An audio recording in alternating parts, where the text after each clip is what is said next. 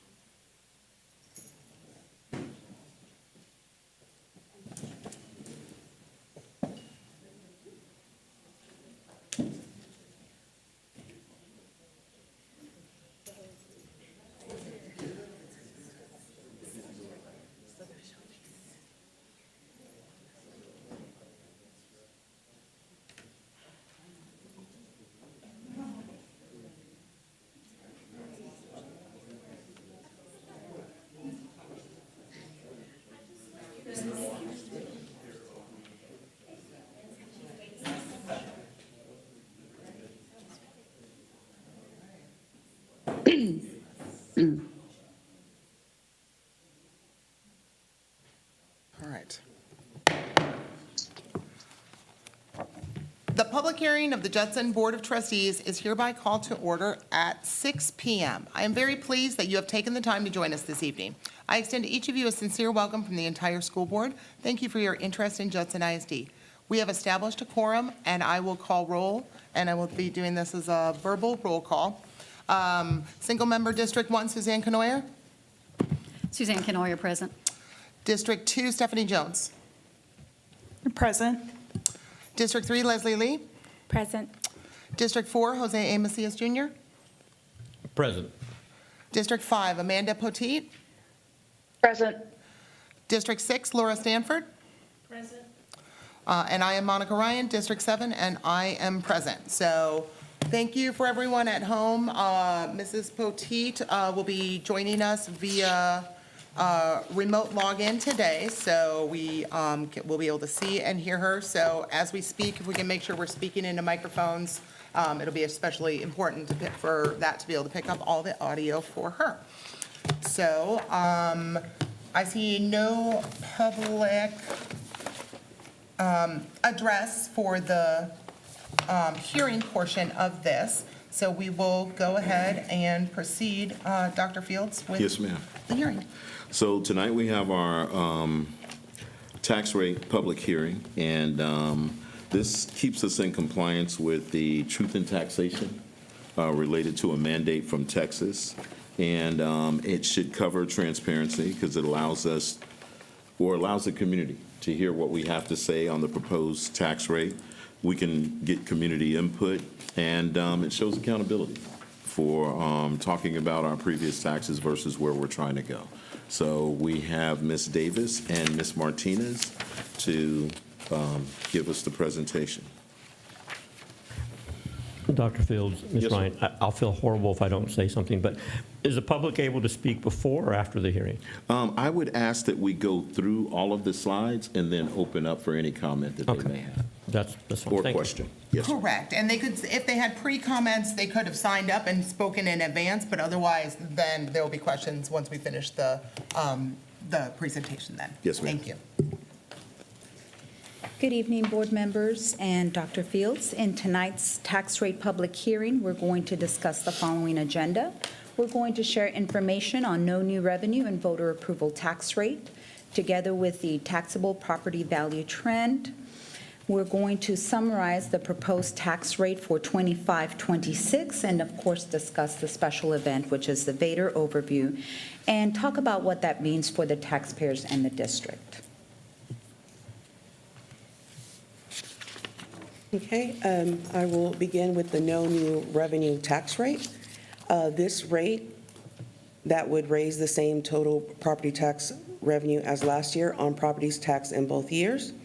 This is only for information, only to share with y'all, and that rate is 1.011825.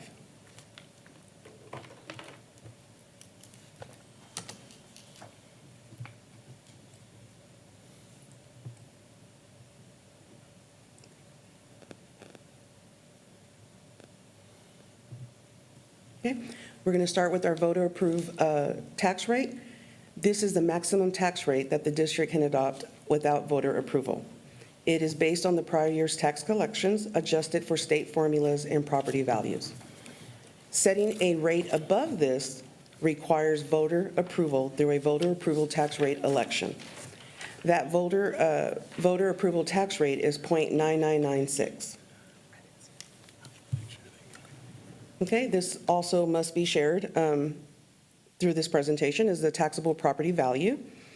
You can see the ranges from 2020, 21, all the way to our current year. The Texas homestead exemption for school district property taxes increased to $100,000 from $40,000 in 2023. So you see that raise from 23 to 24. And then in 25, which is this year, the homestead is going to be voted on to increase from 100 to 140,000.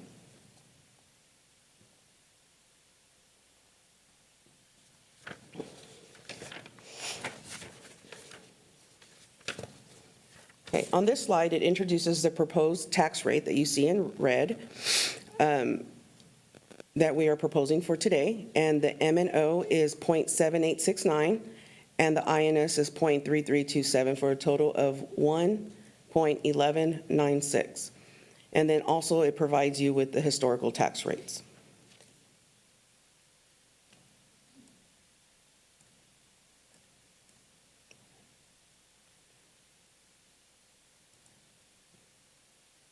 Okay. On this next one, you see our voter approval tax rate, as well as our proposed total tax rate that we proposed tonight.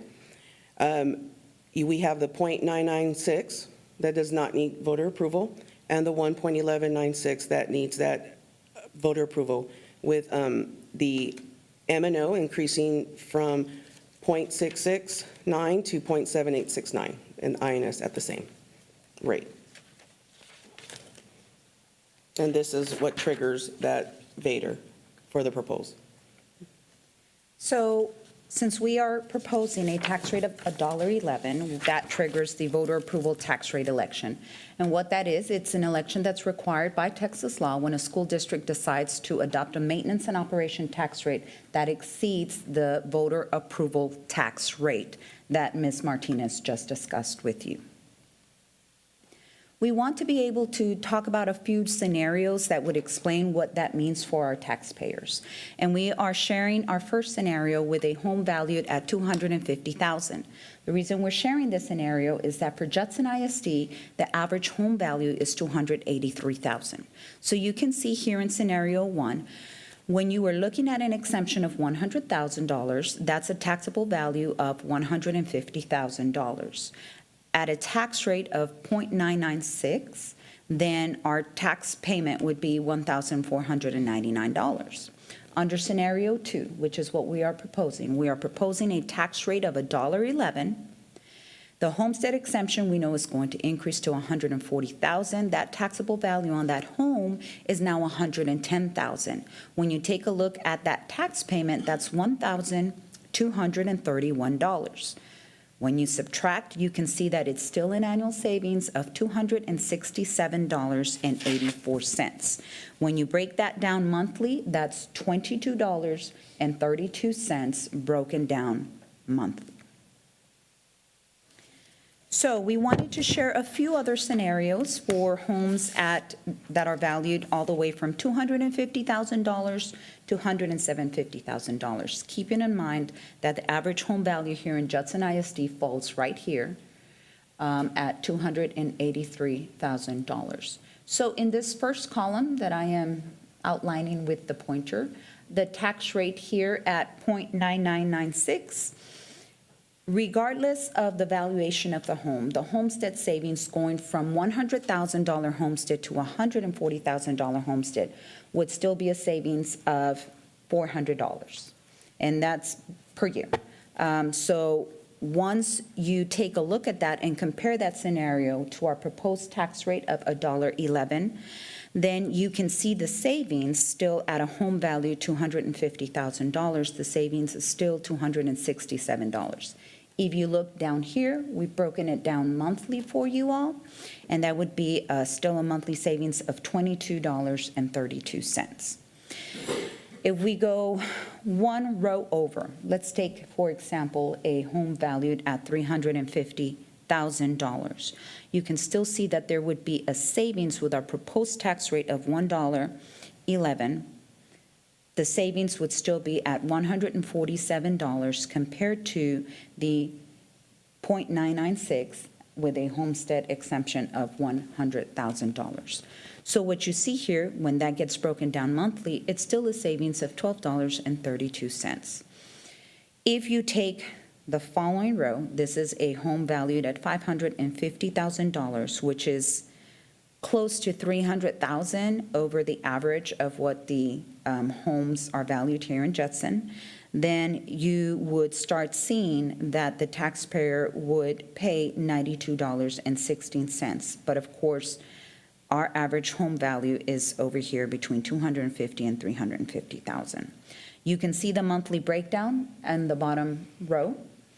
And so overall, you can see that the above examples compare the voter approval tax rate with a $100,000 homestead exemption to our proposed tax rate of $111 with a $140,000 homestead exemption. What does this mean for our taxpayers? We want to make sure that we express that the VATRE is still an election to ask the voters to increase the tax rate. But when you take a look at the comparisons that we just shared to last year, that tax rate would only increase from $1.03 to $1.11. What that means, it's just an increase of 8.5 cents. What that means for our taxpayers is that equals to about $85 per year for every $100,000 of taxable property value, roughly $7.08 per month, which is less than the cost of 2 cups of coffee. In addition, we'd like to remind everybody that homeowners ages 65 and older with a frozen tax ceiling, this election will not increase their school district property taxes. By approving this VATRE, taxpayers can choose to use the potential savings from the increased homestead exemption to invest directly in Judson ISD, supporting our teachers, supporting our students, and providing the resources that would strengthen our schools, prepare our students for lifelong success, and build a stronger future for our community. We wanted to show the estimated revenue impact. When we approve, if we approve the VATRE, we want to reiterate that there would be an immediate impact to our district. Currently, with our proposed tax rate of .996, the deficit, that should say deficit, not new deficit. The deficit is 37.9. If we use 100% of the increase in revenue to address the deficit, it would lower it from 37 to 13.5 million. However, we do have the intention to use some of the increase in revenue to support district initiatives. That concludes the presentation.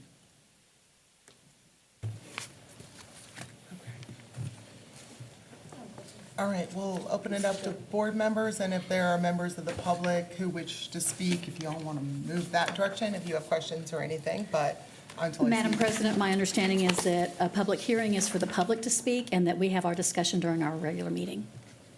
Correct, no, we can have our discussion during this too, and we do that at many a public hearing, so. All right, go ahead, Laura.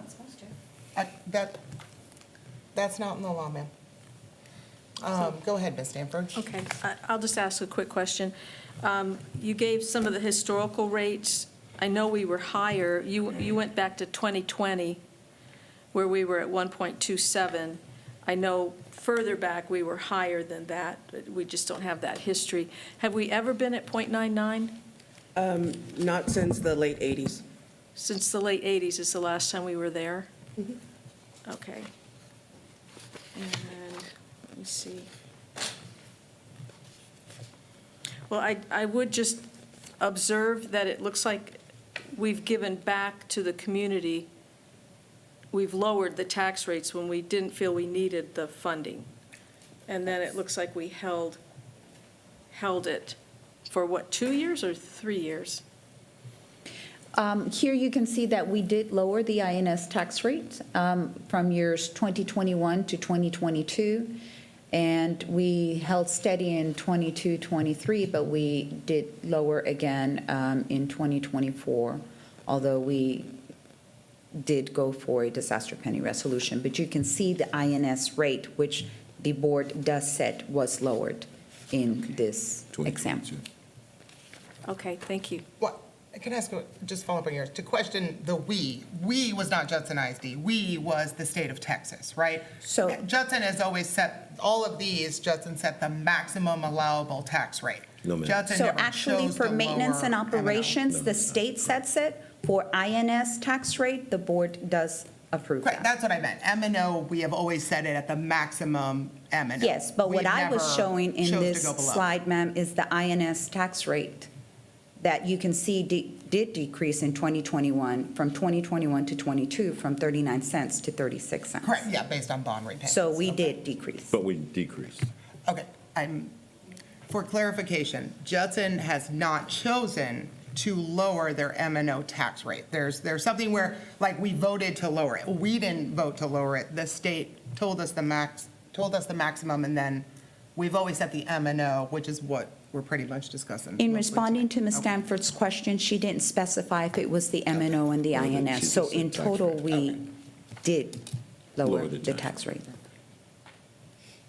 Thank you. I saw a hand first. Would you mind going to the mic, Mr. Patch? You'll have to go up to the podium. I don't think we have a floating one today. I want to make sure we hear you. Slide number 9, I think it is.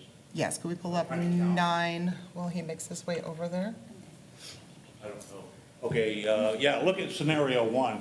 Homestead exemption, 100,000 and a tax rate of 996. When has that happened? That When is- we had a homestead exemption of 100,000 and a tax rate of 9996. We never have. When we passed the budget this year, it was based on 99.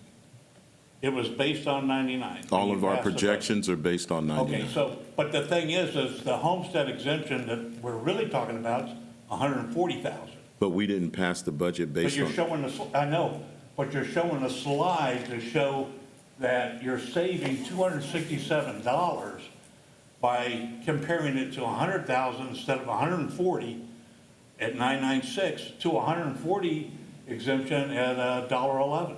what we're trying to portray is that currently it's at 999. That's what we passed the budget on. If nothing happens going forward, it will be at 999 at 100,000.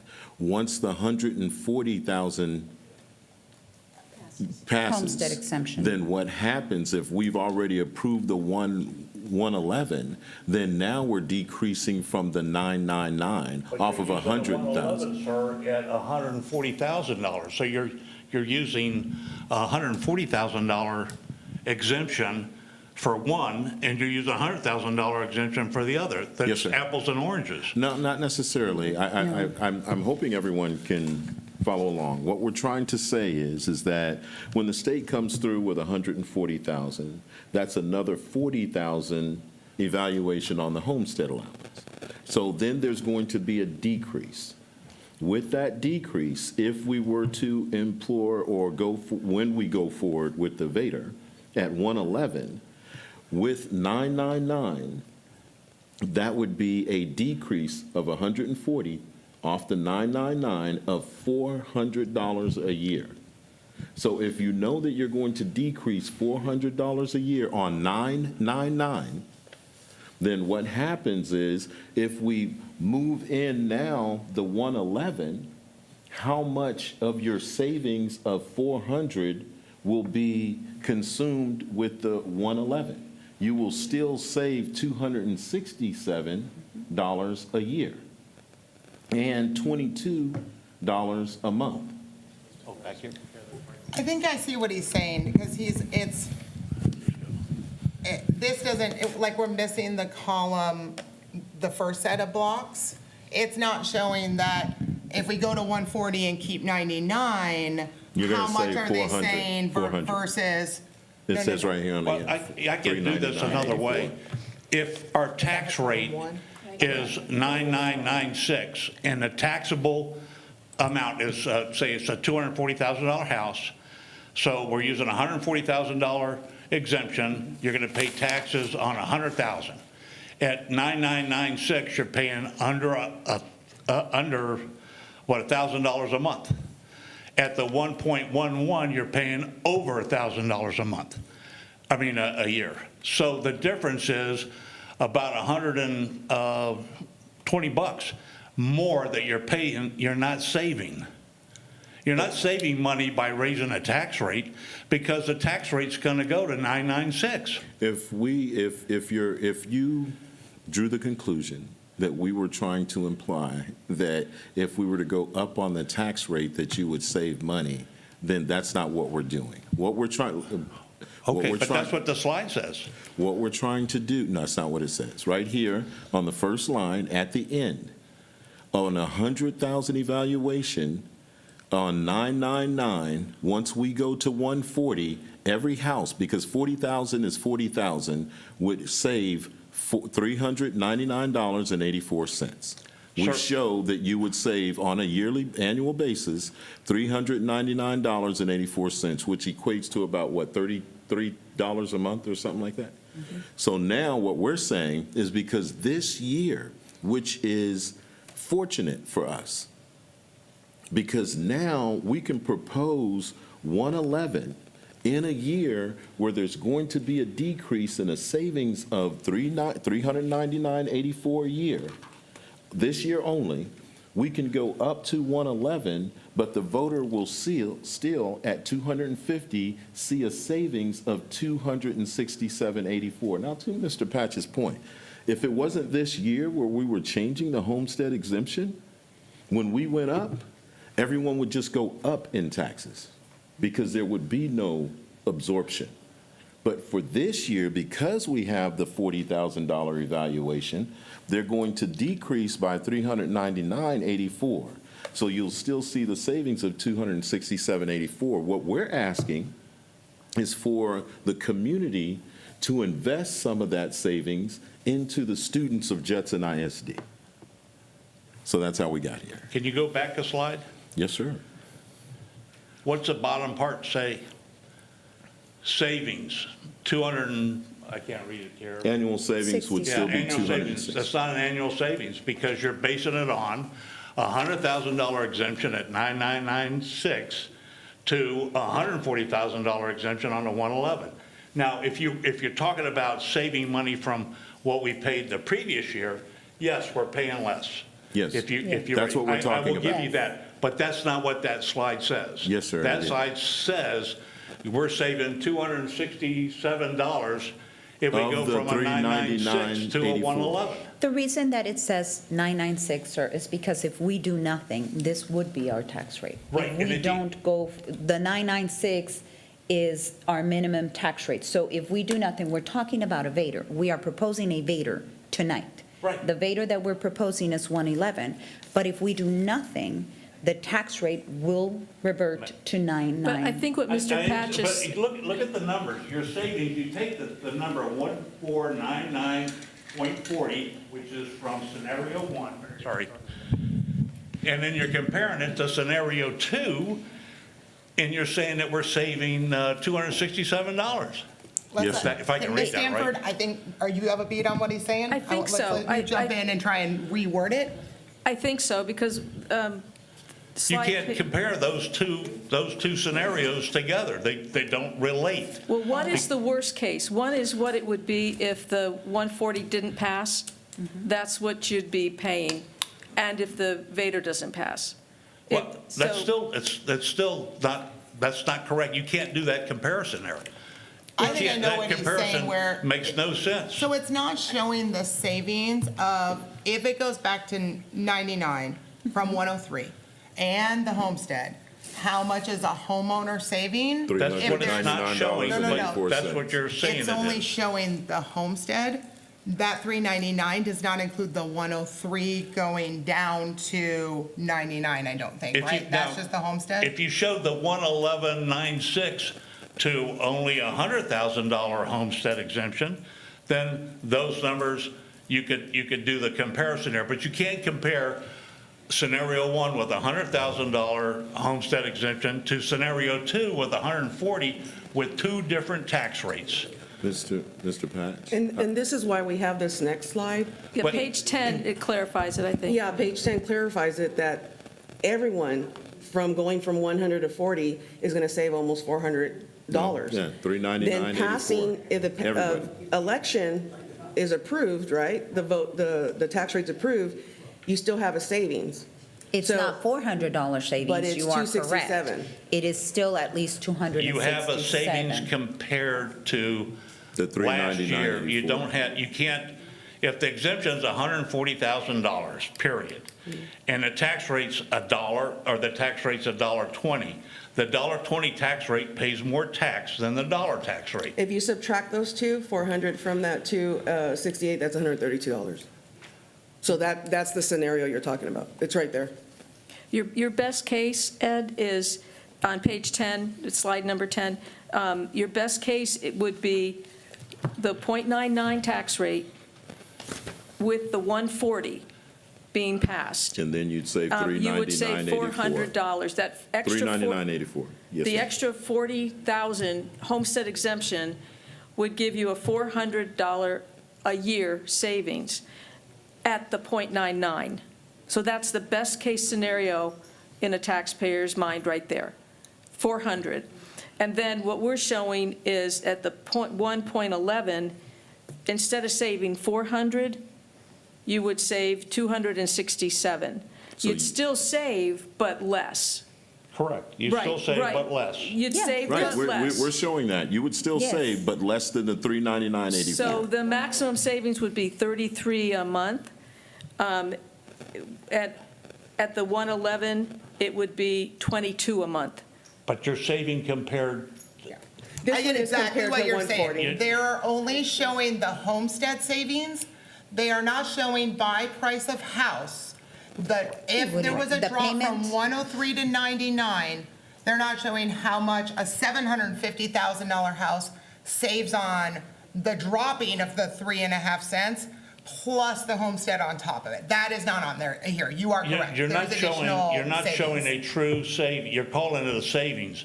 But if you tax somebody, if the total taxable house is 100,000, right? It doesn't matter what tax rate, it's 100,000. That's how much you're going to pay the rate on.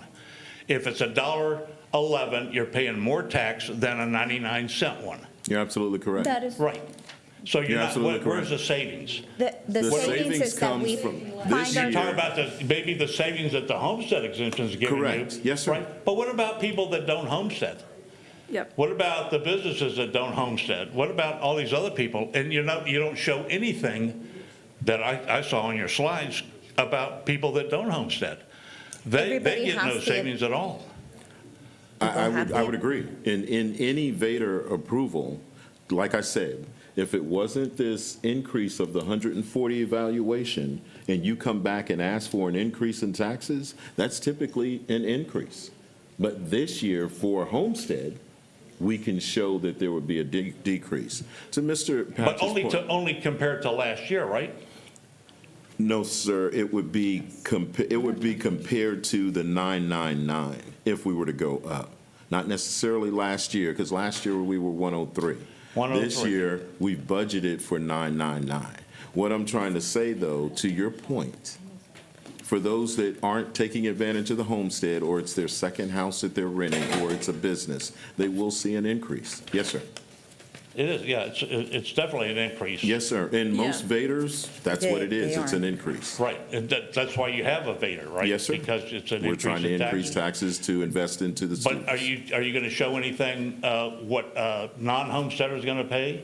how We much actually more they're did gonna pay? calculate Typically that. about $500 a year or $400 a year. We calculated that and spoke about it in our last board We just meeting. don't have a slide. But it's like they'll see an increase of anywhere from $22 a month to like $35 a month, Depending on the value. depending on the value of the house.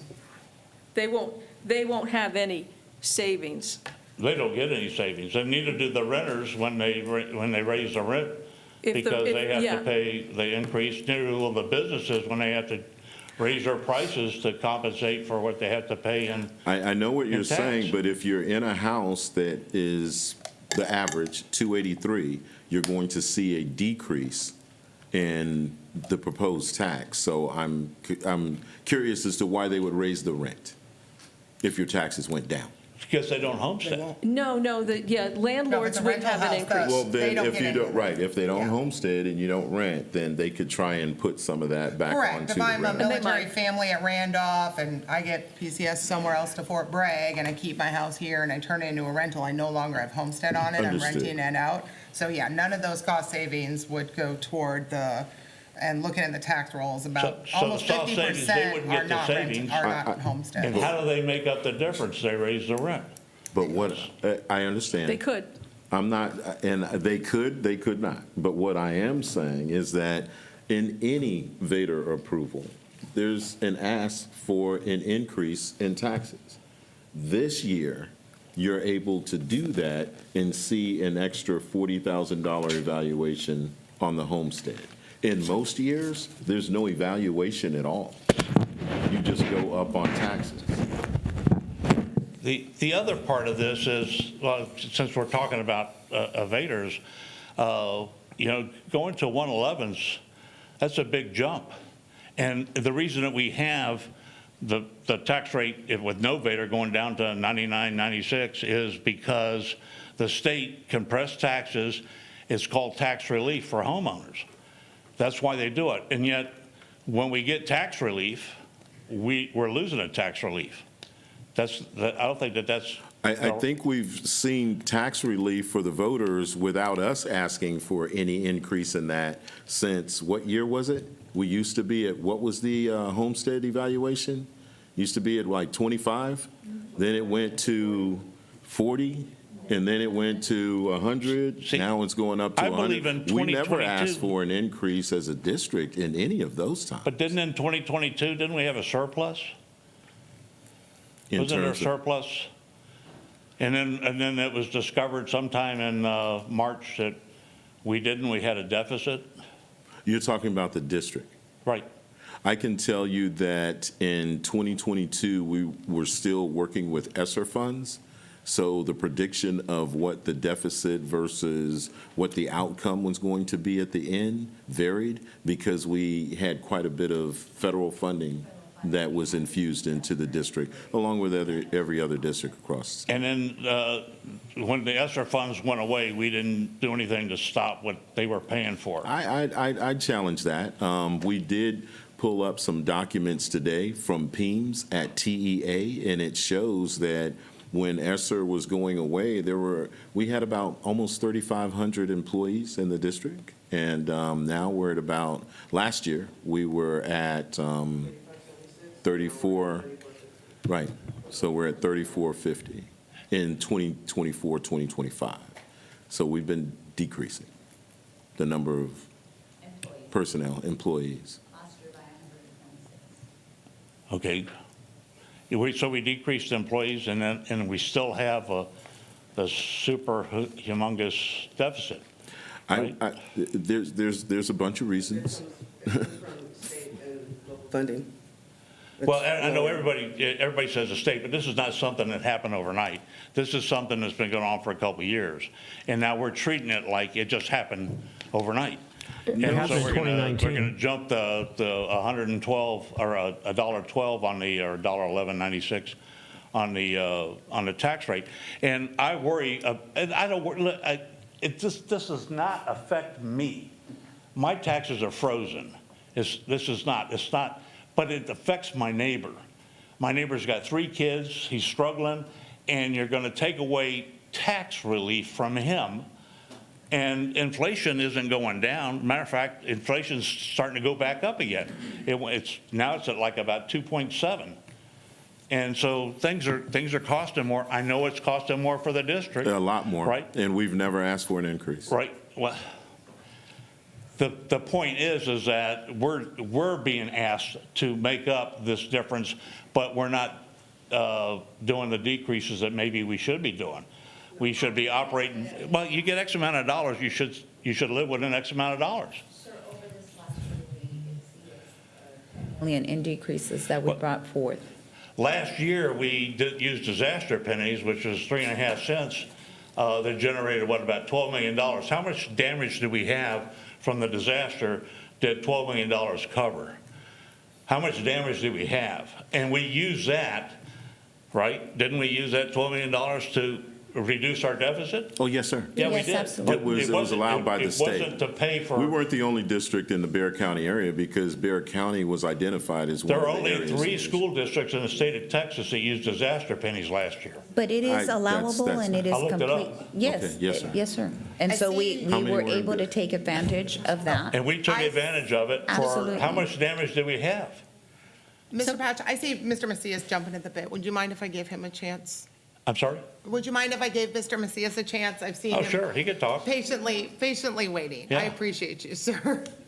No, I was going to just say I appreciate the commentary, but it does feel like we're having back and forth dialogue. I would appreciate other people to have an opportunity to speak. You've said your piece. We hear you. But there should be some other people talk. We have limits here on the board, so we can't give Mr. Patch 30 minutes to talk. That's basically what I'm saying. Let's move on. You have limits on a regular meeting, but this isn't a regular meeting, this is a hearing. I'm just asking But you to be respectful. I'll be glad, Just be Mr. respectful. Macias. There are other people behind If you you. don't want me to talk, I'll be glad to stop Oh, no, you talking. talk anytime you want to, Mr. Patch, just not for 30 minutes in this board meeting. I'm going to see who else. Ms. Jones, do you have anything at the moment? No. Other people. Oh, I'm sorry, Mr. Willis, go ahead. I've always got something to say. I always use up the air in any room. What we're asking the voters to do is share their savings with us. The average house here at 250, we'll call it 283, but let's stick with 250. We're asking basically to take of the money, the less money that they're going to spend next year, and let us keep about $1.30 of it, $130 of it out of that whole year. That's all we're asking. 260 to 399, we'll call it about $130 or 137, whatever it is. You can see that slide there at the end. The 399 there versus the 267, that's $132. Yes. And we're asking the voters to do that. I don't think it's going to be easy. I think that there's going to be some opposition to it, but I think that we have to say that there are reasons. Are rates for everything going up? Yeah. You need to think about why. And it starts with a big old T, and it's called a tariff. But that's a whole different discussion to have out of this. Prices have gone up. Austin put the school boards around this state in the position of having to say, please share your savings with us. Austin wants the school boards to be the bad guys. This is part of, maybe it's nefarious, maybe it's a deep decided discussion to turn the schools into what's happening in Arizona right now. Schools closing all over the place to end public education. The thing that made the 20th century called the American century was public education, where the children of farmers, some of the hardest working people on the planet that fought an incredible war, their children became the engineers, the first people in their families to go to college and put us on the moon. It was the American century, and it was done by public education. Public schools in California, public schools in Texas, public schools in Virginia and Georgia, the public colleges. The education in the United States is phenomenal. And now, because some people think that people that can critically think because they're trained and educated well are a threat to them, they think that this isn't right. Folks, at some point or another, we all have to decide to pay our way. It's not sustainable any other way. You got to pay your share and you got to pay your way. And we're just asking, you're already going to save the money. We're just asking you to let us keep about a third of it or so. That's all. I think that's an easy thing to do. And I think that the board here, unfortunately, being put in the position of bad guys to do this by Austin, are going to have to go out to some people like Mr. Patch that are having their concerns with the board and the rate and the rest of it, and I certainly respect that. I stood with Dick Armey with his arm around me and George Bush's tax cuts in 2001, doing a thing, talking to Congress. I was in a room there, talking to a subcommittee about it. And I said, when the government has, I didn't receive those services. I didn't get this. I overpaid for my services. That's not the case now. Everybody's underpaying, and you can't continue to underpay. It's not sustainable. This is a great school district. It's going to get better, but we can't do it unless there's more money to work with.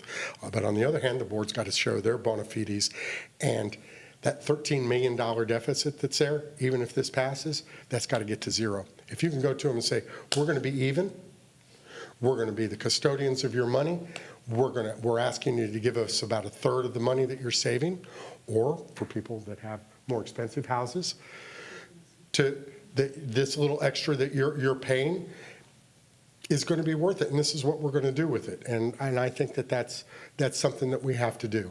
I just came from a meeting at the campus. We're talking about things to do. What can we do to make veterans a center of a community?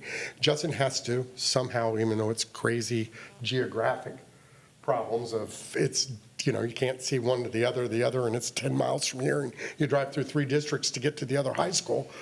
It's hard, but we've got to be a center of a community, and that's what we've got to be. I think the small middle schools that you guys have stuck with, and the small elementary schools, you see the things that are going on there. It's more. You're paying for more than just the education of kids. That's a center of a community, and I think that the extra monies that it's costing us a little bit more to keep those small schools open, I think, frankly, is worth it. I think movie night on a Friday night at a middle school is a huge deal. I don't think that people think about that sometimes. That's neighbors talking around. That's the center. That's small town America. Where does it happen? It only happens at the schools. We're in this big city of 1.6 million and 2 million in the county, but where are the communities? The communities are at the schools, where people get together with common cause to raise their children and educate their children. And we're asking for another $132 a month from or a year for the people here. And I think you're doing the right thing. And I think that you have to, in the end, this isn't a discussion for anything, and this should be a 7-0 vote tonight to go to 111.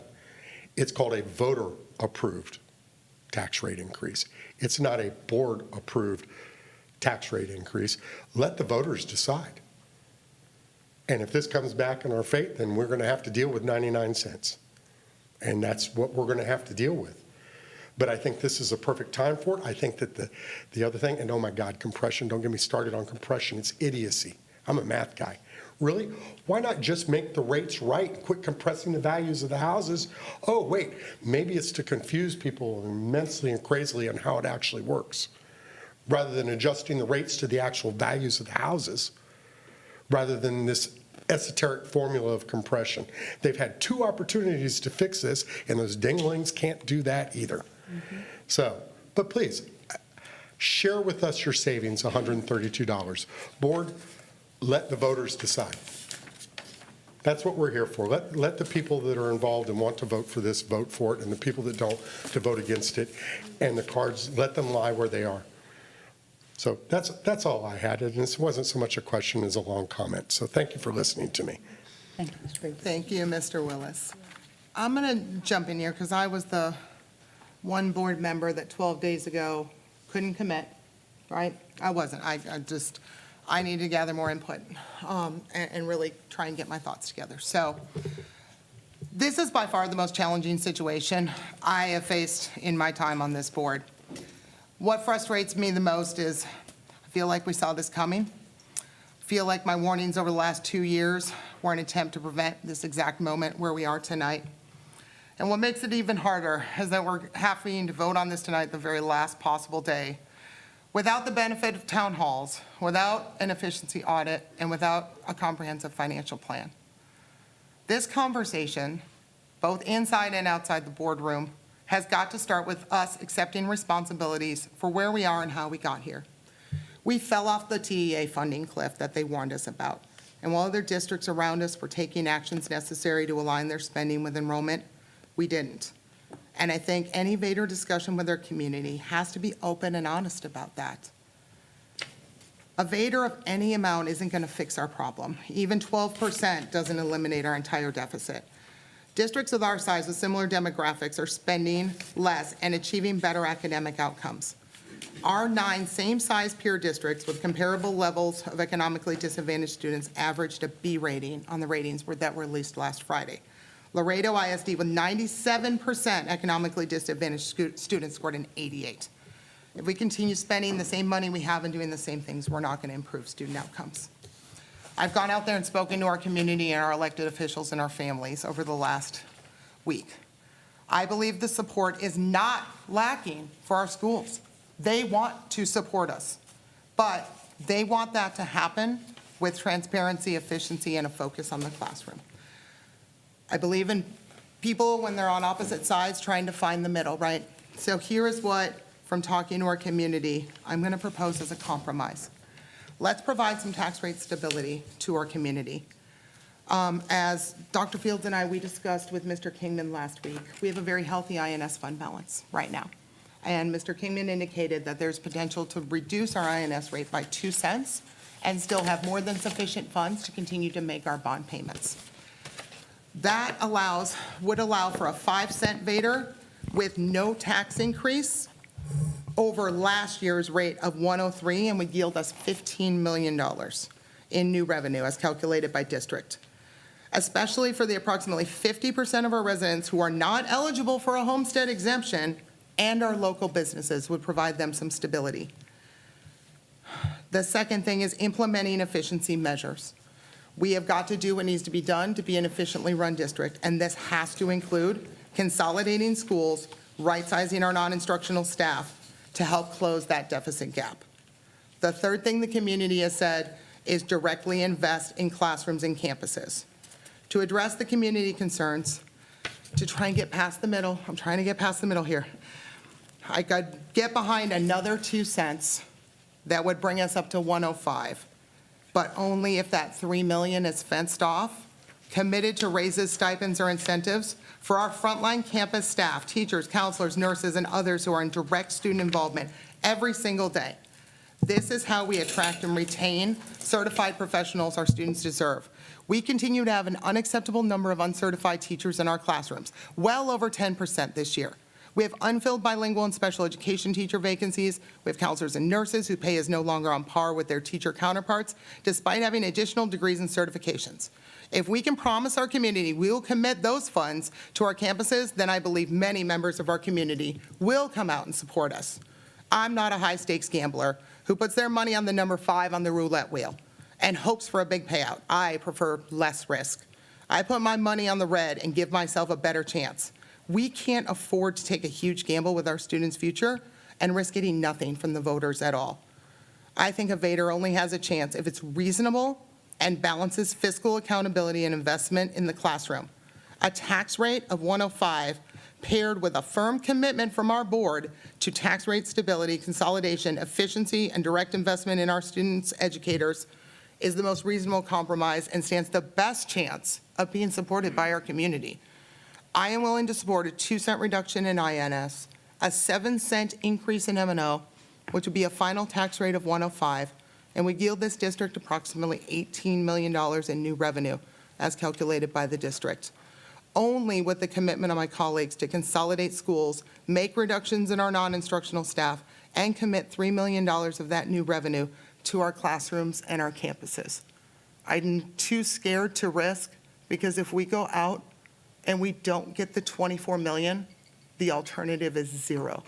The safer bet is to do what so many people in our community have said over the last week, do something in the middle, and let's get $18 million, because I think our community can get behind that. Go ahead, Mr. Macias, you give me the nod. Obviously, I preferred that this would have been in our action item, because this is still a hearing, right? We're not even really in the board agenda yet. So I wouldn't have a response. So I'll just use this opportunity, since it's fresh, to say this, but we really should have been on the agenda item already so we can actually put a motion and vote on it. because this is just talk. Correct, this is just the discussion, Yeah, and then we'll but- go vote in the meeting, But, yes. but it should have been in the board meeting, yeah. But just to rebut your position, I don't know if you talked to the same community members I've talked to in my district. They're supportive and they understand the need for $1.11. The $24 million has to be our objective because this year of all years, taxpayers are going to still see a reduction in their taxes. I mean, a majority of them are. I can't say 100% because the average is $283,000. That all means they're going to see a return.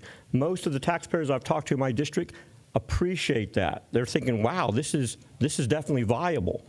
The thing is, as Mr. Willis has said, we need to be united on this. But again, in a perfect world, that's what would probably happen. Your compromise does not get us to where we need to be.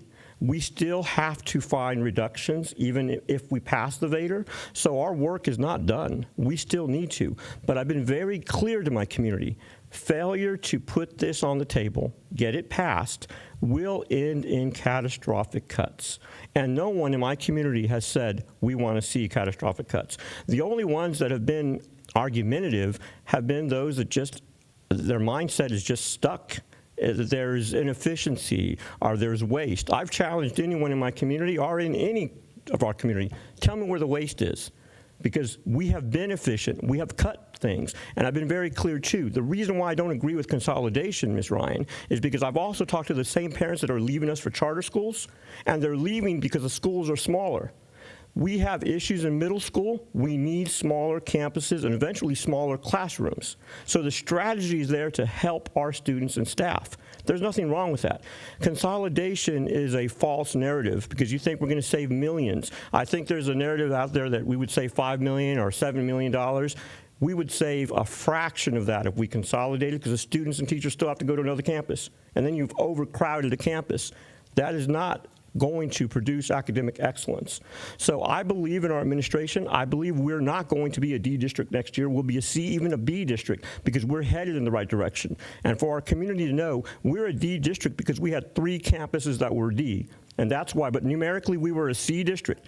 We had a 71 and we were a C district. So I need that to be very clear as No, well. to be clear, we have 17 DNF rated campuses. Well, That's we had incorrect. more than 3, is what I'm trying to say. Yes, more than 3, 17. So that's, Yeah, that wasn't, That's the a rule of 3 is not 3 campuses. The rule of 3 is, I understand. Well, Thank you for but- the The question. score what was he a meant was- 71.1. Which is a C. 71.1, which is a C. No, it Which is is not. a C. 71.1 is a D. It is. 71 Yes, it to is. C, but 71.1 it would is. have yielded a C. According to TEA, it's a D. so. Yes, No, ma'am, it is. When you according have a to- 64 and a 68 in 2 of the domains, it is a And D. Ms. Ryan, I have the floor. 71.1 Please, I yields a have the C. floor. I just wanted, I didn't I want the didn't public to really have even. incorrect information. I appreciate that tidbit, but I didn't mean for you to hijack my point here. So the idea is that we are still seeing academic gains, and we will still see academic gains. I believe in the smaller model for middle school, and if we were to really consider efficiency, we didn't need the 2 new schools. Those 2 new schools aren't even a capacity. We had to move kids into those campuses. We just sent them back to Coronado, we sent them back to Kitty Hawk, and there's no more new schools. That is not what I want to see, but if the VATRE fails, those are things that are going to happen. So you sit there and think that, hey, that's not viable. I've told people everything is on the table if the VATRE fails, which means you close campuses that we had to feed students into it. We bring them back to where they need to be. And I will say again officially for those that may criticize me for my statement, I don't want any campuses closed. I don't want to consolidate unless we have to, meaning enrollment is at a point where we need to. But middle schools, which Mr. Ryan and I have been arguing on this since December, smaller campuses are better. They will yield stronger results. And Dr. Fields, you know I've told you, you have this year to make that happen. We're going to make it happen. But back to the VATRE, back to the importance of it. We will see catastrophic results if this VATRE does not get put on the ballot and pass. And that's something that we will convey to every homeowner and every taxpayer and renter in this district. I have a question that, Go ahead, Mr. I'm sorry. I'm sorry, I said go ahead. Okay. And I do want to swing back to Mr. Patch because no one else wants to talk, and if you have something more to say, I want to be sure we get back to you. But I do want to ask, 'cause the taxpayers are concerned about how we got into a deficit? Did y'all work up any numbers on what that, what our deficit is comprised of? Why we're here? Do We you- already got that from the consultant. Remember What? did you read the report from the consultant? There's like a 32-page report we just received that answered all of that. Well, Oh, okay. they have some numbers, I thought. Oh, okay, sorry, I what thought the- we what already the received raises that already. Could you repeat the question? I'm sorry. Yeah, do you have any figure? I can't hear. I'm sorry. So Do you have any It's that figures conversation. on, for example, what went into the deficit where we are now? We had several years in a row of raises and salary adjustments. Do we know how much that was? Yes, we do. We have that information. Would you like for me to pass this on? Yes, Or just- you can go over it, please, and then have Betty will pass them out. But before she starts, I want to say, this is a collaboration of events. This isn't one individual thing. This is insurance rates going up, this is inflation going up, this is an increase in salaries, this is, it's a host of different things. It wasn't just one thing that happened, but definitely there are some things that can be spoken to concerning where we were at certain years in terms of payroll and student loads and what was discovered, so. Okay, so this form that Ms. Holmes is passing out to you, we received this information from the TA PEAMS Staff Salary FTE report, and it is all based on base salaries. I'm sorry, it's. Okay, sorry, and it's all base salaries, and it goes all the way back to 2019 to 2020. That is the payroll, and keep in mind, this is all fund accounts, but majority of this number is local.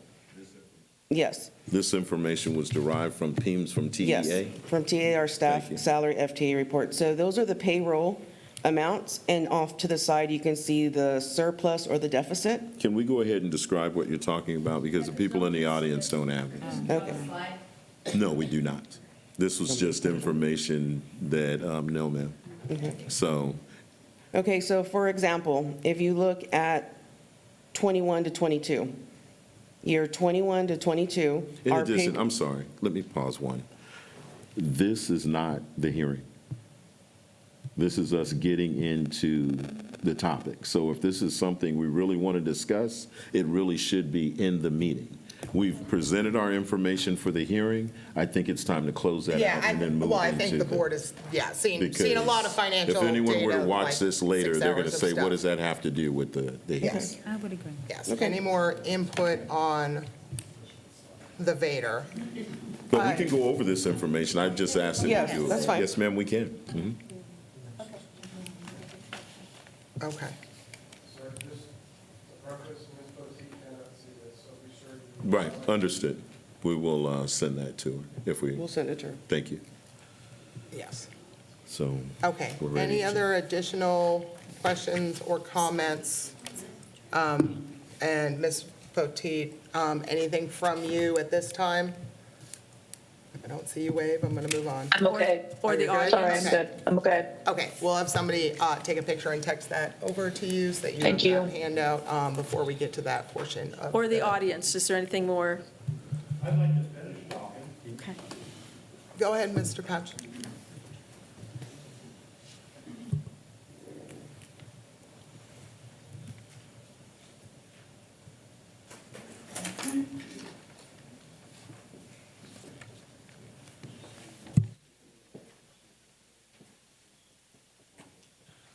Okay, before this all started, this is a hearing. This is not time limited. You know, your time limit for us is during regular board meetings when we're up here, and we only get to talk for the 3 minutes. And so I wasn't finished talking. This is kind of something Ms. Ryan brought up that I've been thinking about, and that's if you were to shoot for a VATRE in between the 99-cent and the $1.12, you have a better chance of getting something passed than you do by going to $1.12. You go to $1.12, you're going to get the diehard $1.12 people voting for it. You're not going to get the diehard 99-cent people voting for it. You go in the middle, The middle means all your $1.12 people are going to vote for it, and you might be able to get those 99 centers persuaded to provide support to the district by voting for it.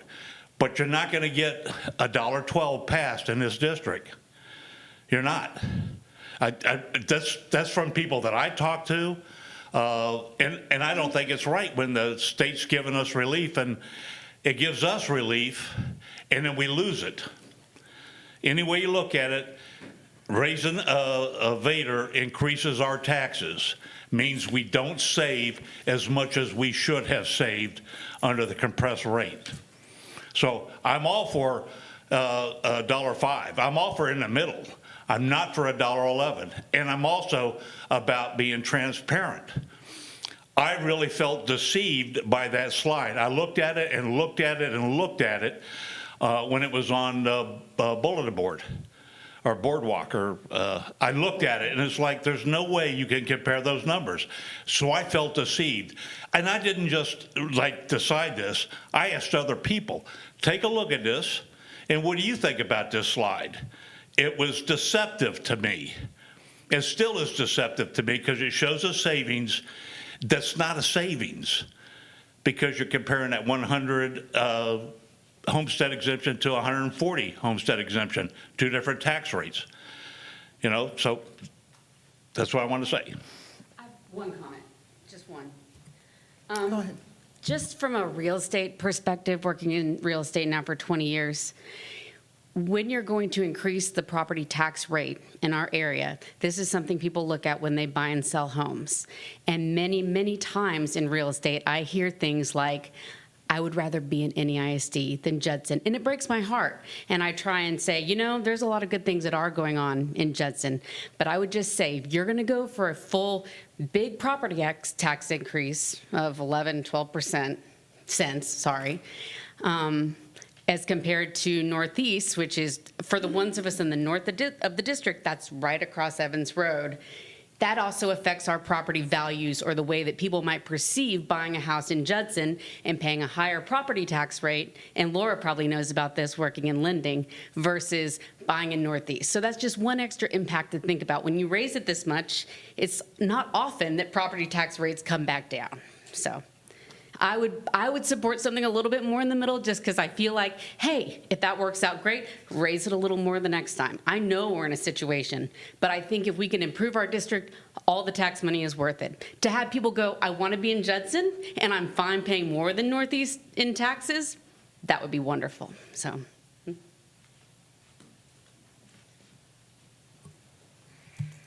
Okay, seeing nobody else running to the microphone, we will call this public hearing adjourned at 7:01. And we are, you ready to roll? All right, we rolling right into, hold on, let me grab my other paper. Hold on. Okay, the special meeting of the Judson Board of Trustees is hereby called to order at 7:01. I am very pleased you have taken the time to join us this evening. In compliance with the State Government Code on Open Meetings, tonight's agenda has been appropriately posted. These proceedings are being video and audio recorded and will become part of Judson's permanent legal record. In order that the tape adequately reflects these proceedings, and so that our remote person can hear, please silence your mobile devices, refrain from talking while others are speaking, and when you are speaking, please make sure you are speaking into your microphone. Once again, I extend to each of you a sincere welcome from the entire school board. Thank you for your interest in Judson ISD. We have established a quorum, and I will call roll again. So, District 1, Suzanne Canoyer. Suzanne Canoyer, present. District 2, Stephanie Jones. President? District 3, Leslie Lee. Present. District 4, Jose A. Macias Jr. Present. District 5, Amanda Poteet. Present.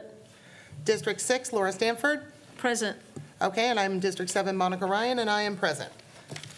Okay. The next item on our agenda is the public comment period. This is the time for citizens, staff, or students to provide their comments to the board. A meeting that is open to the public under the Act is one that the public is entitled to attend. However, the Act does not give the public a right to speak at such meetings, except to address their grievances through the proper channels. As a courtesy to the public, the Judson Independent School Board of Trustees allows time for public comment. Statements and questions from the audience will not be permitted during other portions of the meeting, so please sign up for public audience if you have comments to present. To have your comments heard tonight, your name and the topic of your comments must be written on the sign-in sheet prior to the start of the meeting, which is located in the rear of the room. Each speaker will be limited to 3 minutes to complete his or her comments. As the presiding officer, I will strictly enforce that time limit. Also, profanity, yelling, inappropriate, uncivil, or discriminatory comments will not be permitted. In accordance with Judson ISD Board Policy BED Local, in the event your comment in my judgment as the presiding officer constitutes a complaint or charge against an employee or officer, it will be necessary for me to interrupt you, ask you to stop, and to direct you to seek your resolution of your complaint through the district's appropriate formal grievance policy, DGBA for employee complaints, FNG for student or parent complaints, or GF for public complaints. By law, the Judson Independent School District Board of Trustees cannot lawfully discuss, deliberate, make comments, or make a decision on any matter raised in the public comment period which is not specifically listed on the board agenda for this meeting. If you have any handouts to distribute to the board, please hand them to the secretary to the Board of Trustees next to the podium. With those cautions in mind, we'll now be glad to hear general comments. And Mr. Willis, you are first, speaking on agenda item 3A and 4A. I'll never want to listen to the rest of the laws. I just want to talk a little bit about talking about the community members. I've got a really good friend of mine who's actually a teacher here. You played ball with him, Dr. Fields. He owns, his side gig as a teacher for years has been buying houses in Live Oak and renting them out. And I was talking to him, I said, Chris, are you going to be able to vote for this? And he goes, yeah, I have to. He's not a teacher in this district. His grandkids don't go to the, one grandkid goes in this district, and the rest have graduated and moved on for stuff.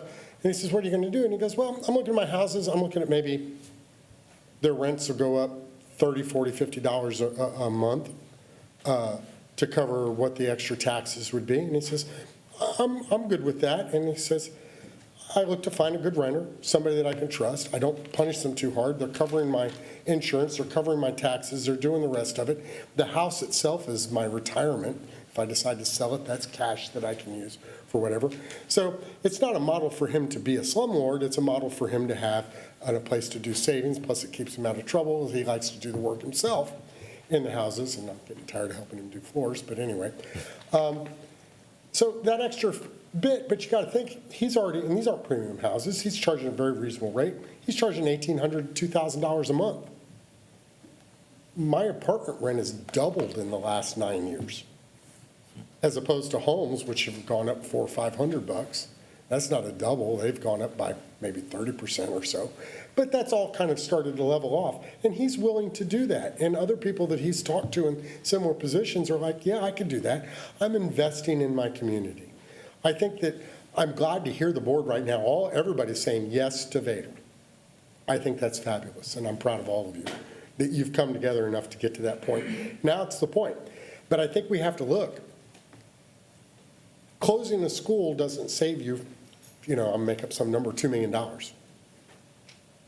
or $5 million, because you still have to pay all of the same amount of staff to take care of all the same number of kids. It takes X number of custodians and X number of bus drivers and X number of teachers per student to do this. So what you're saving is just the location. Now, that could be a chunk of money. I mean, $500 is a chunk of money to me, but $10,000 or $100,000 that year, it certainly is. But if we don't go for the entire VATRE, folks, we saw what's happening. Maybe we go 3 years before we're out of money. There's not $35 million in this budget to slash. It's just not there. We can't do this job. We could fire everybody in this building and that building over there, and it doesn't touch $35 million. And things won't get better. And if you think that cutting back to get to those points, that's people like me. If you guys don't pass the VATRE, I'm not coming back next year. I can't afford to take the chance that you guys are broke and TEAs comes in here and ruins my last 4 years of teaching. I'm going to go to someplace else. I mean, I'm a math teacher, and I'll get a good reference I can work anywhere I want in this city. Yeah, great, Rep. I like Judson. I think you guys have determined that I like Judson. It's the right size. It's a community. Northeast was too big. And my 3 minutes are up, sorry. But anyway, I just wanted to say that to you. I'm proud of you guys, that everybody at the board there is talking to VATRE. So I hope that you'll go for the $1.12.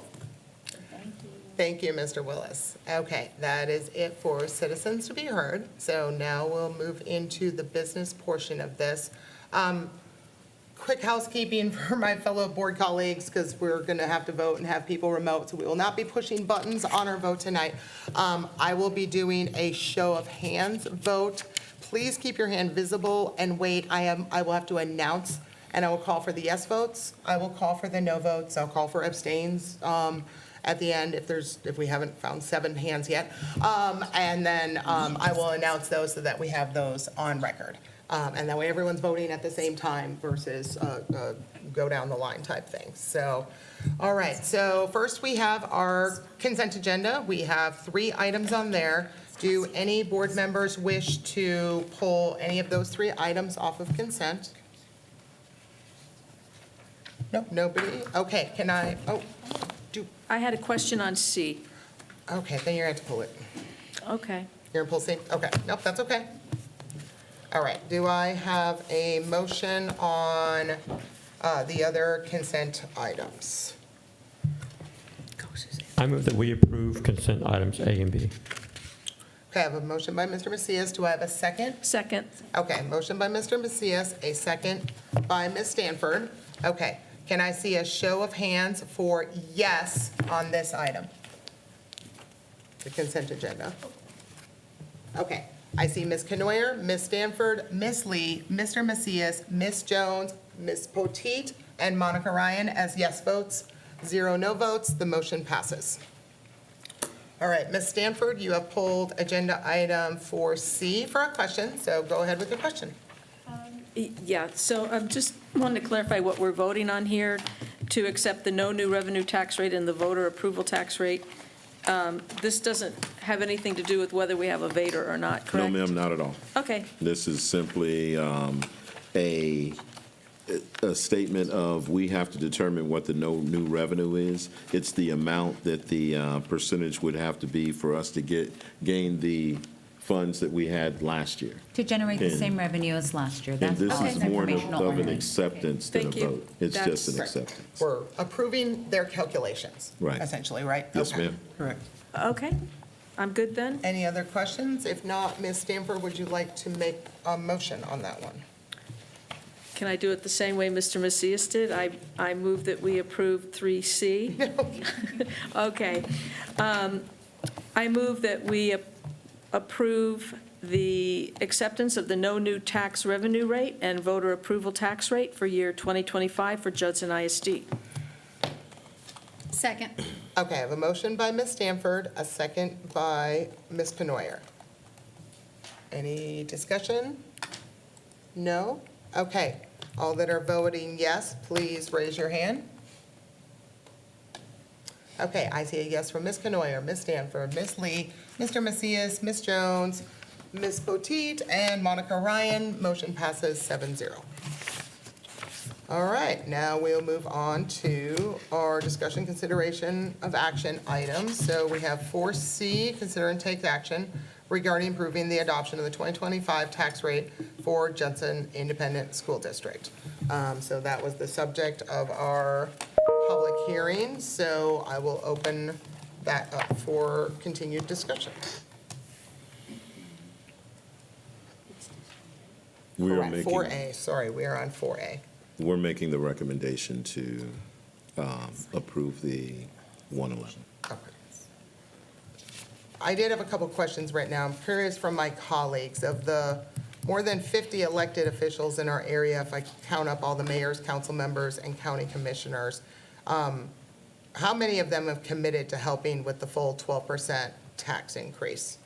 I'm just wondering how many conversations we've had, because, you know, when we did the bond, like, we had to get everybody on board, right? So I'm wondering how many of our mayors know about this and have committed, and their council, to help us with this? I don't know about their commitment. I know that, Mr. Calvert had expressed his interest in assisting us in any way that he could. I know that Mayor Dennis has shown her support as we move forward. Are you sure? Oh, I'm positive. Okay. She stated that she Knew it was a 12% tax increase? She stated Okay. that she was here to support us in moving forward. Okay. It's not 12%. There's some conflicting information then, so, but I'm sure we'll. Well, work the that fact out that we then. keep saying 12 and I keep saying 111.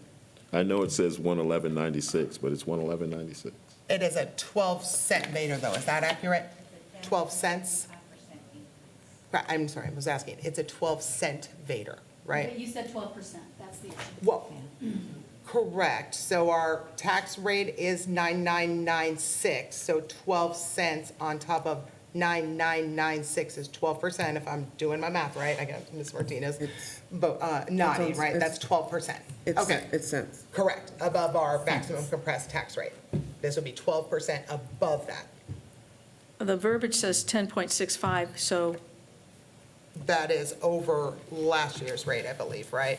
No, But- that's the total tax rate compared to the no new revenue rate, which we shared earlier. to The no new revenue rate is Because we have to do the numbers. 1.011. So we could get caught up on semantics. There's certain way that we need to make the motion on some cases, but Correct. you mentioned cents or percents. As far as the percent, it's written in the motion in red here on the agenda item.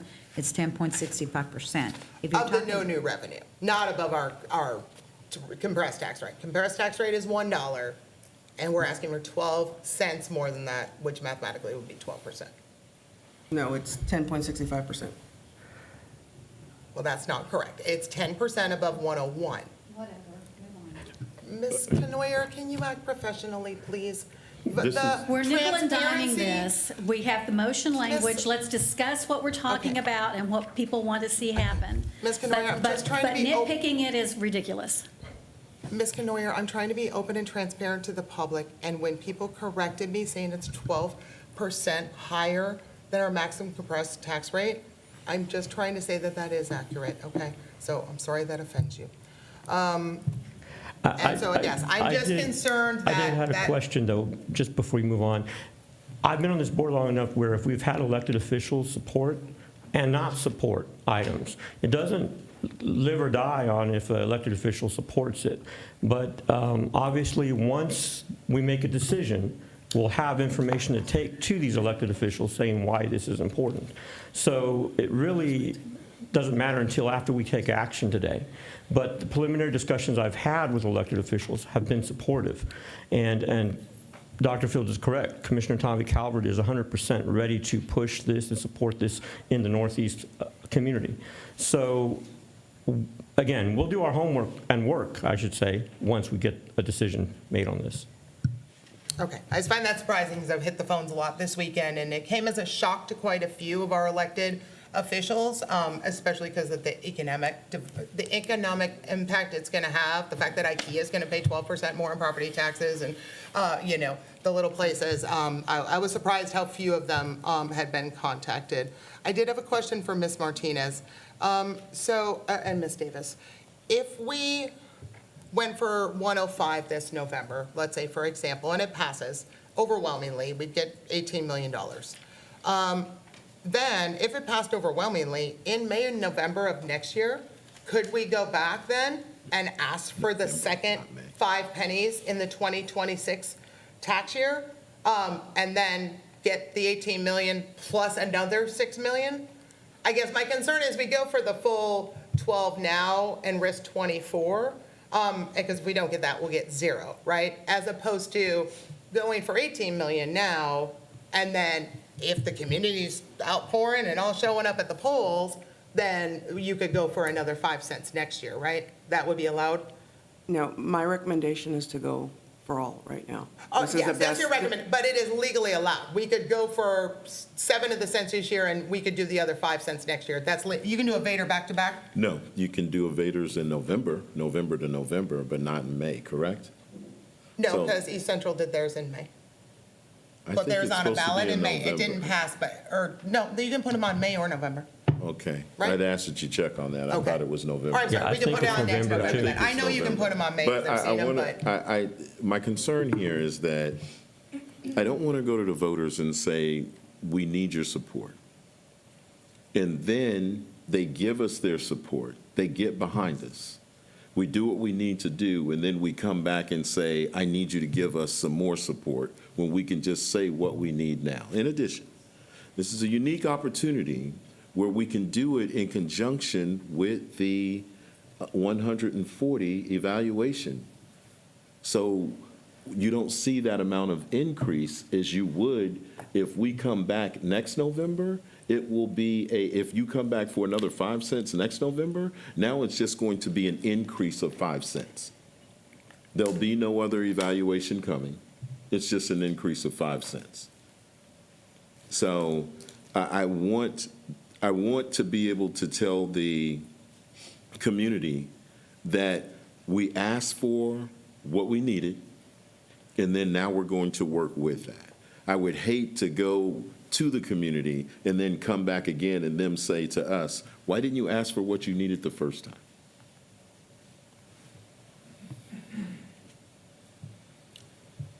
Have we developed anything for what this $24 million is going to go to? Because that's essentially what the public wants answered, right? Is where's the money going to go? And what's going on the door hanger, what's the reason to get off the couch and go vote? Again, that's why what I proposed would have $3 million going to the thing I know when I knock on every single door in this district. More money for teachers and people on campuses is the one thing that'll get people off the couch to go vote. They love that, and they do support their teachers and their campuses. They love that. So I guess my challenge is, one, again, I've asked this in numerous meetings, what's the money going for? What's the money going for? And two, I guess it's a little frustrating that, we have a spectrum, anywhere from 0 to 12 cents type thing. And to hear a number of board members who aren't willing to even have a discussion, consensus comes when sides come to the middle, right? And we find someplace we can all agree to, right? And so I guess it's a little challenging. I feel like I've gone up 7 cents, right? Because I wasn't a huge VATRE fan. I wanted to, make our district efficient first.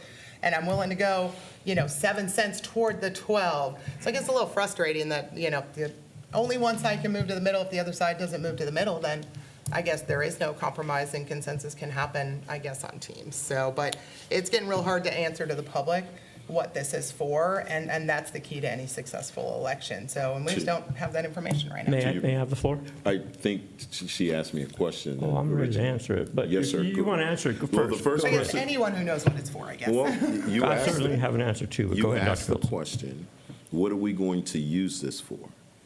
A friend told me earlier today, you don't get an infusion and people say, look, we're trying to help you, and then you get the funds that you need to take care of the issues that you have in the district, and then now start spending it on a bunch of different stuff. I get it. We have to build this plane as we taxi down the runway. There are certain things that we would love to be able to reconsider as we move forward. There's some disparities. I know that the board was, looking at keeping the nurses and librarians and counselors on the same teaching schedule. I get all of that, and there's certain things that we will be able to move forward with, but we've shown that there's a deficit, and we need to make up some of that.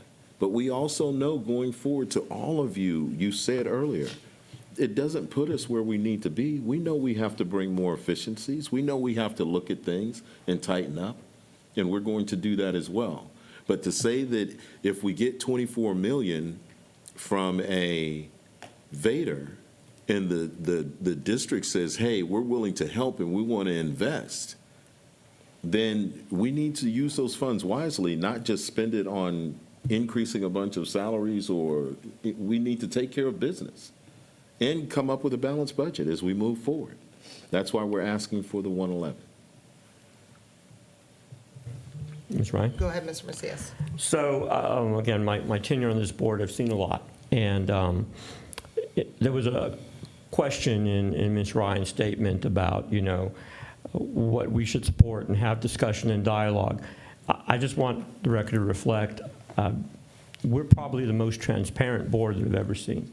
and you compare us to other boards, and we talk a great deal about what we're doing, our social media presence off the charts. So we do and have discussions, and that's important. I wouldn't want to be on a board that hid everything in the back like we did not too long ago with Ms. Dixon.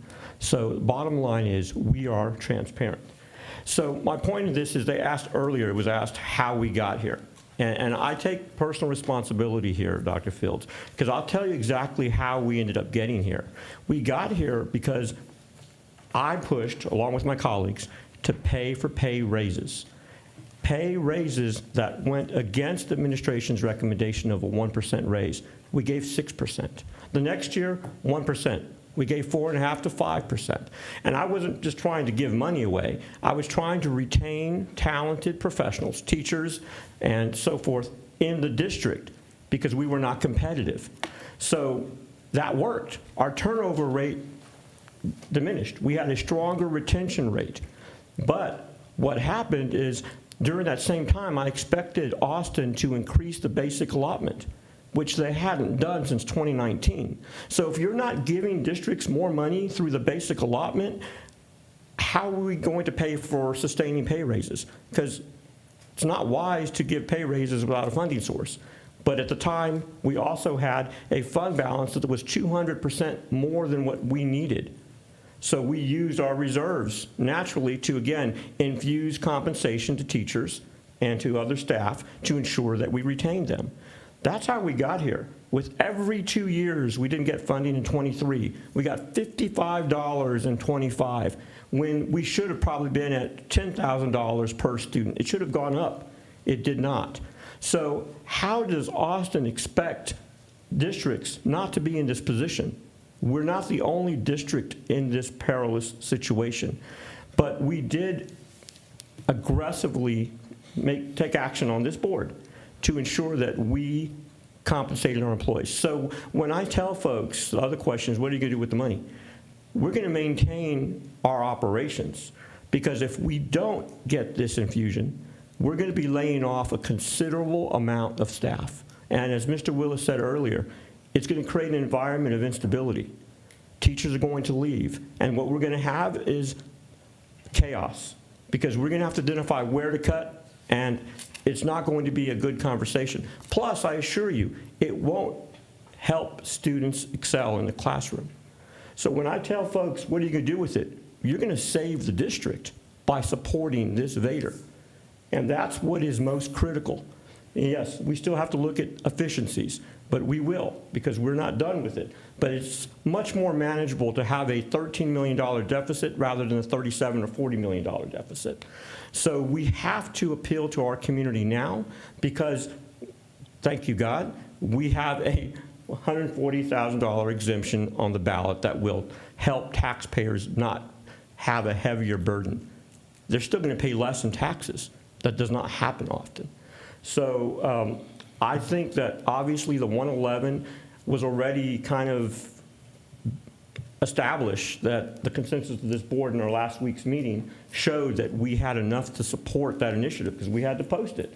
So it's not like we had deliberations outside of the boardroom. We were in this boardroom when we all agreed on 111. And I think your compromise, Ms. Ryan, is because you don't have the votes to stop it.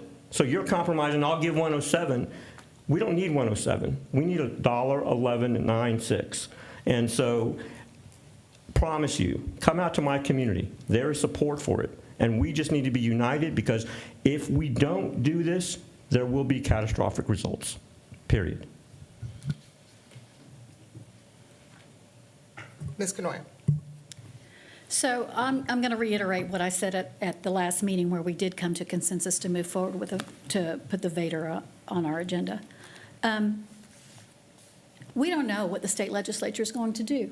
We cannot read their minds, but history has shown that they are not favorable to public education. Exactly as Mr. Macias pointed out, the lack of increase in the state allotment. Yeah, they give us more money, but then they tell us how to spend it, which doesn't really give us flexibility to do what we need to do to support our staff. If we go forward with the full amount of the VATRE, should, by some miracle, voters come to their mind and vote in public education-friendly legislators, and they come back and say, hey, we're going to increase the state allotment, then guess what we can do? Decrease. We could drop that tax rate. Heck yeah. But if we don't have it, we can't drop it. I am all for, we have one shot at this, and it's not lost on me also that VATRE's cost us money. It's an election. We have to pay for that. So why would we pay for two? That's not cost efficient at all. As Dr. Fields has said over and over again, we cannot cut our way to a balanced budget. We cannot. If we do, we no longer have Judson ISD. We have some entity that gives some kind of education to kids, but it is not Judson ISD. There are lots of reasons why we're in the position we're in. I do resent people who have not been here listening to the facts for the years that we have been here, Mr. Macias and I, about decisions that were made, and then they just claim that we're mismanaging money, that we're too heavy in central office, which is not true, which, you know, all these things that are out there, all this stuff that's been promoted by members of this board, I resent that's out there because it's not true. We have made the best decisions we know how to make. We did increase pay because teachers deserve it. Staff deserves it. And it's not just teachers. I'm talking about our custodians. I'm talking about our bus drivers. I'm talking about our child nutrition workers. I'm talking about our principals. We have tried to make adjustments to make sure that we are competitive. We are no longer going to be able to be competitive. And then what's going to happen? Our number of non-certified teachers is going to go up. Or we have class sizes of 50. I'm not joking here. I'm not exaggerating. These are the things that we're looking at. So it makes no sense to me to try to compromise with something that makes no sense.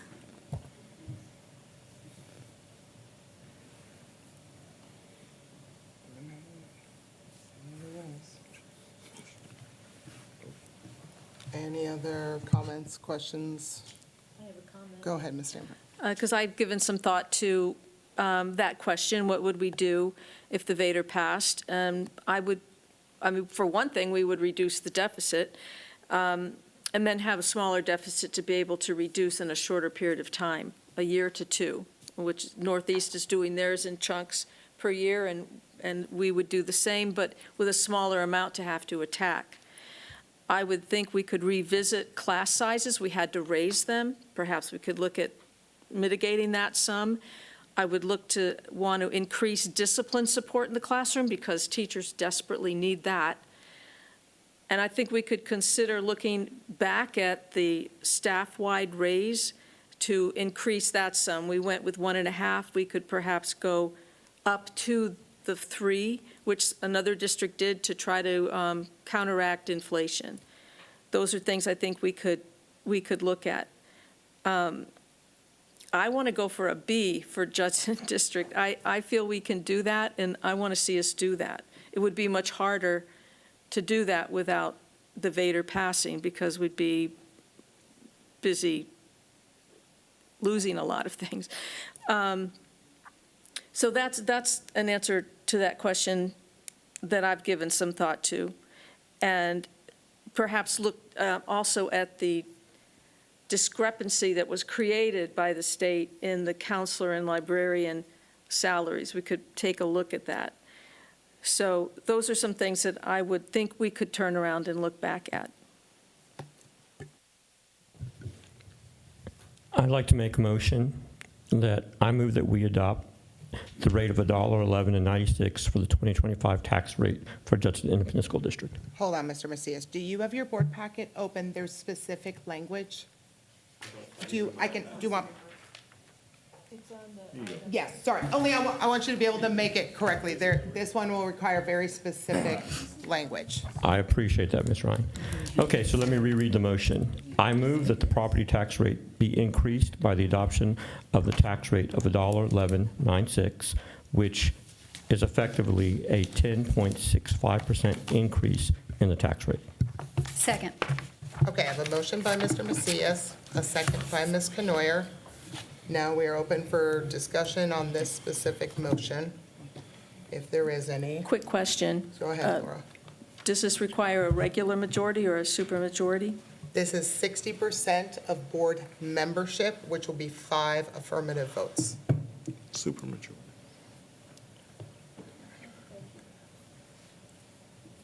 I guess I'll jump in because I was hoping that so many of the questions I have been asking, there would be some further clarity about what the way ahead is financially. There'd be consensus on what the way ahead is, right? Because the fact that the majority of our elected officials don't even know what we're doing, much less support it, that there's been no organized community input to test 103, 105, 111, what really is our community of voters, the people who actually show up at polls willing to support. There's no plan of consensus from this board on what the money is going to be spent on, no plan and consensus on what we're going to reduce, no commitment to give the money to anything specifically. And I feel like we're gambling right now on the most riskiest course of action. We could have 15, we could have 12 million, we could have 18. But we're going to put all of our eggs in one basket at 111, 0.9, whatever the decimals are, sorry, of that. I just don't have enough information to support that. I was hoping for more clarity tonight, and I don't think I have that, so I will be abstaining on the vote. Additional comments or questions? I do got a rebuttal on that. Go ahead. So I respectfully disagree with everything you just stated. We have been very clear about what the need of the VATRE was for. And we've been very clear, too, that we have not yet taken action. It would have been very premature to go to all of our elected officials and say support the VATRE before we even had the meeting to decide the tax rate. As we go forward, our job will be to convey to our community the importance of it. And so when you say that we have no plan, the plan is to save our district. This VATRE will save our district from collapse. And so that is important. And it's been noted, administration has stated it, I've stated it, other colleagues have stated it. This will enable us to be in the best position to provide academic support to our students, retain experienced teachers, and move forward as a district. We will be fragmented, divided, because we can't even have consensus about school closures. If we were to collapse, we would have to look at that possibility. And then how do you identify, I mean, there's folks up north who don't agree to close any of their campuses. And I'm certainly not going to see my campuses in my district closed because we need them. So the way forward, the best way forward is passing this VATRE to ensure we can remain solid. And it's been pretty clear, Ms. Ryan, not supporting the VATRE will lead to catastrophic results. And that's not me exaggerating the truth. Trust me, I've been getting all the screenshots. And the problem, Mr. Macias, is that you lost us 100 votes this weekend. You really did. Because every person who asked, Mr. Macias. Ms. Ryan, I have the floor, and you're interrupting me to say your point. You already had it. Oh, okay. So I'll just address that, because that is true. And if these people vote against our children, then that's what their prerogative is. But once we convey what the need is, it's their choice. I didn't lose 100 votes. I got 100 more votes. But the bottom line is I'm trying to talk about it. You asked about effective communication in my community. I'm talking about it because it's important. Yes, sir. When I get calls from elected officials wondering why every member of their community who asked a question about the VATRE this weekend to your post was personally attacked on their community page, we lost votes this weekend. And If it was Kevin Hodges, I don't count that. in this board, we're not seeking consensus with our community, right? We're not selling him on it. We're running around with a stick instead of a carrot, and that's not going to be helpful. So again, that is a wrong description. This is not what we've done when we have done bonds in the past. We meet with our community ahead of time. We meet with our elected officials before this board has ever voted to put a bond on the ballot, before they ever did any of that. There were massive community meetings to get the support in advance of something like this, and none of that has occurred. So again, I can't, we have not done the work for this, and I don't have enough information and this board is not unified on anything we're gonna do moving forward. So again, I'm gonna abstain and. And I just want maybe to say information will that come there's out no between way now and for you to November. quantify that I lost 100 votes, just to be real. You put it out there, but I did not. So you, show me 100 people, I'm good at campaigns, so you know my math. and I'm just as good as you are. Call the question. Yes. I do have a question. I don't know if that's the Hold question on. you wanted. Hold on, Suzanne, I gotta figure out the, let me pull my. Once you call the little- question, we have to vote. I know. But is this voting on the tax rate? Yes, Or this is- having the VATRE? No. So, Just the rate? hold on, let me explain to Ms. Stanford. This one is gonna be calling a tax rate. Now, if we call a tax rate, that is and approve a tax rate that is over .9996, that will then force a call for a VATRE election, which will be the next agenda item. If any rate is set and voted on that is above 9996, right, Ceci? Okay. But I to got her that one right. point, this is the tax rate. The tax rate? Right, just So the I tax know rate. the VATRE vote Isn't it? requires a supermajority. I want to know This if one this does. I'm also sorry, does. let me clarify. Setting a tax rate requires the supermajority 60%. And then That's the what it VATRE requires. also does, or no? No, VATRE does because the not? VATRE vote just kind of It becomes does too. automatic later because I believe it does you too. set a tax Both rate do. above. They both Mr. do. Kingman, hi. Yes. I know, welcome. Thank you so Thank much for you being for here, speeding Mr. back. King. Thank you. Um, Okay, so both require a supermajority, both votes? Yes, ma'am. Okay. Okay. Sorry, we have a call to question. Is there any other discussion, anyway, others, we probably just can't move on without me figuring out what Robert's rules said. So, all right, we have a motion by Mr. Macias and a second by Ms. Canoyer. So now we will vote. I will call for yeses, nos, and abstains. In that order, please keep your hand visible so that I can announce that, so the board secretary has that. So those who are in favor, yes, please raise your hand. Yes for the tax rate that he just proposed, 111. Yes. Oh, the 1.11? Yes, correct. So I see in favor Mr. Macias, Ms. Stanford, Ms. Canoyer. Okay? No votes? No for the 1.11? Correct. One no vote, Ms. Lee. Abstentions? 3 abstentions, Ms. Jones, Ms. Potteet, and Ms. Ryan. So motion fails, 3, 1, 3. Did I say that all right, Ms. Holmes? I just want to make sure you, okay, I said it well enough for you to capture what just occurred. So, I would make All a right. recommendation that as we go forward in Mrs. Ryan's attempt to meet in the middle, she brought up a point where we could go down on the INS by 2 pennies. That's something that we can do. If the board voted to approve 109, then we could go down 2 pennies on the INS rate, which would put us at the 24 million. And we would be able to move forward that way, but the tax rate wouldn't be 111, it would be 109. Now, I would say that going forward, we feel like we should be okay with an INS rate down 2 pennies. But if we had to come back in the future, I know we have a healthy fund balance in our INS. So, So, I'm sorry. microphone. this- No, go ahead. Oh, I got a question. yes, No, ma'am. you're right, you're No, right. when Dr. Fields is explaining about that 2 cents less for the INS, that is only applicable if we did vote for the 1.11 or? No, if we voted for 1.9, right, 1.9, $1.09, then what we could do is go down on the INS side by the 2 cents that Ms. Ryan described earlier.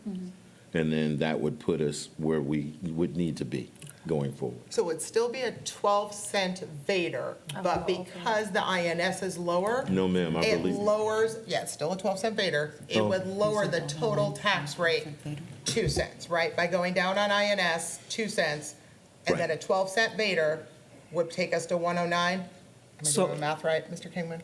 So, ma'am, I don't think it is a 12-cent VATRE since, last fiscal years, the tax rate was already at 1.03. But that all went away because that was just disaster. So now we're back to, we're starting from 99. Yes, So- that would be a 12 cent compared to the minimum, you're correct. Correct. Yep. So, because what that, I think people forget too is, this is not a one-time thing, right? Once you unlock 12 pennies, those 12 pennies are unlocked forever. So when the voters vote for unlocking 12 pennies, that is unlocked forever and ever and ever, right? So every year, the board will be able to add 12 pennies to whatever the tax rate is set by the state. They'll be able to add 12 pennies forever, ever, ever, and ever, right? Versus the disaster pennies, we can add 3.5 for 1 year, and then they come off. These 12 will be allowed to be put back on, anywhere from 1 to 12, every year by this board in perpetuity without the voters ever having to vote again. I just want to be clear Right. on what we're recommending right now. And what we're recommending is that we would then go down to 109, correct? Correct. And then we would take 2 pennies off the INS side. Yes. So then you would, instead of going up to $1.11, you are coming down, and the total tax 109. rate would be $1.09. Yes. It would still be 12 pennies are now unlocked. It would still be an M&O rate of 78.69. 0.7869, but the INS would decrease to 0.3127 for a total tax rate of 109. 109. Just an FYI, it would be a 109.96. I just want to make it. Understood. Thank you, Tom. Well, I'll 109.96. 109.96. Well, I'm going to make the motion. I move that the property tax rate be increased by the adoption of the tax rate of 109.96, which is effectively, I don't know what percentage, Hold on, it's on the thing you were. effectively Hold on, it's on the thing we were handed. 917. 9.17% increase to the tax rate. Oh, is that 917, or did I say that right, you guys, or is it 818? It's not correct. No, it is not correct. We will read it for you. Hold on, we're gonna get you the number, Mr. Macias. Pause I for a see moment. 818. Let me reread it. I see it's 818 on this one. But that's 946, and you're talking correct. That's what I'm 996. trying So to- hang on, let him get the number. Yeah, That's this correct. one. Thank you. Yep. Oh, there it is. Sorry. It's in like 4-point font, so give us a moment. Sorry. I test. Yeah. Isn't it 8.18? It's not 8.18? I thought y'all did this. 8.67 is 46. 8.67. I'm just reading without that percentage for right now. That would be 8.67. 8.67. Mr. Kingman, you are worth your weight in gold. All right. I move that the property tax rate be increased by the adoption of a tax rate of 109.96, which is effectively an 8.67% increase in the tax rate. Second. Okay, I have a motion by Mr. Macias, a second by Ms. Canoyer. Open for discussion. That's a guess. compromise, that's what I'll say. It's a little bit, we're not nowhere near the middle, but Can I it's still at ask 12 you- cents. No, go ahead. Is there maybe, Mr. King, if we go with the dollar 996, am I right? $1. Oh, I mean. 1.0946. Yes. Nice. How Nice, much it's- is like the total for it to like our revenue and stuff versus the deficit if we go with that? It's still 24 It's million still because 24 it's million. still 12 pennies. 12 pennies? Yes. Oh, okay. Yes, but we don't want to proceed. I'm sorry, it's just confusing. It's just cheaper with. the- Cheaper to the But taxpayer. it doesn't affect. Correct. It's going to go down Okay. to on the INS, so we will have less, we're collecting less money toward paying off our bonds. Okay. Not to the point where it's going to be a problem. We'll still be able to make our mortgage payment, right, Yes. on time, And we have a healthy right? fund balance on the Correct. INS side. Yes, it just Yes. limits how much we have in fund balance, so like, make extra mortgage payments. We always try and Oh, liken okay. it to. Correct. So But we've made everything is extra still mortgage like the payments same over the and last several comes years. with a figure and stuff. Correct, we will still be able to make whatever the mortgage payment is. Yes, ma'am. Correct. Analogy, we will be able to make every single bond payment on time at that At rate. that rate. We Correct. just won't be stashing extra money or making tons of extra Okay. payments by going down. I think that's a, That is correct. That was your question? yes, thank you. I'm just got confused. Yes, no, because it's just, Again, I guess I'm going to go back to, I am still concerned that this is still not middle and still unlocking 12 disaster pennies instead of unlocking a more reasonable number of disaster pennies that our community can get behind. They're not disaster. They're not disaster. I'm sorry, what did I say? You I'm sorry, said disaster. pennies, I'm so used to disaster pennies, sorry. Unlocking regular pennies that can continue to be put onto our tax rate forever and ever. So, again, I don't have enough information or consensus from this board on where that 24 million's going to go. And I think asking for, 18 million from our community is more than enough. And I guess I'm not, without more information, I can't support more than 18 million and some sort of commitment that this is going to get in the hands of our campus personnel. Ms. So Ryan, do I'm you gonna- have a list of where the 18 million is going to go? I had that 3 million is what I was proposing would go to our campus personnel in terms of raises, stipends, incentives, whatever it takes to get a teacher, certified teacher in every classroom, every sped position filled, every emergent bilingual filled, because we're just not going to see academic outcomes if we continue to have this many uncertified teachers and not enough sped teachers. And then I was okay with 15 million. There are things that can't be changed fast enough, that there is some amount that's going to take an extra year for us to get where we need to go. So, So we don't have a consensus on the 18 million either? we haven't voted on that one yet, so. So we don't have a consensus on either one, Correct, no, we haven't voted on anything. but how to Oh. spend the money. I mean, Oh, correct. you're saying we don't have a consensus on the 24 million. I'm just saying we don't have a consensus on the 18 million expenditures either. That's all? Correct. Right. Yes, Okay. no, it's a matter of what the community, input. I really wish we had So it's an done unknown. election survey or other unknown things either like way. at the bond, right? Or had town halls and listened to what people really wanted. So both There's options. still time to do that. Both options require us to go back to the table to decide what to do with what we get. Correct.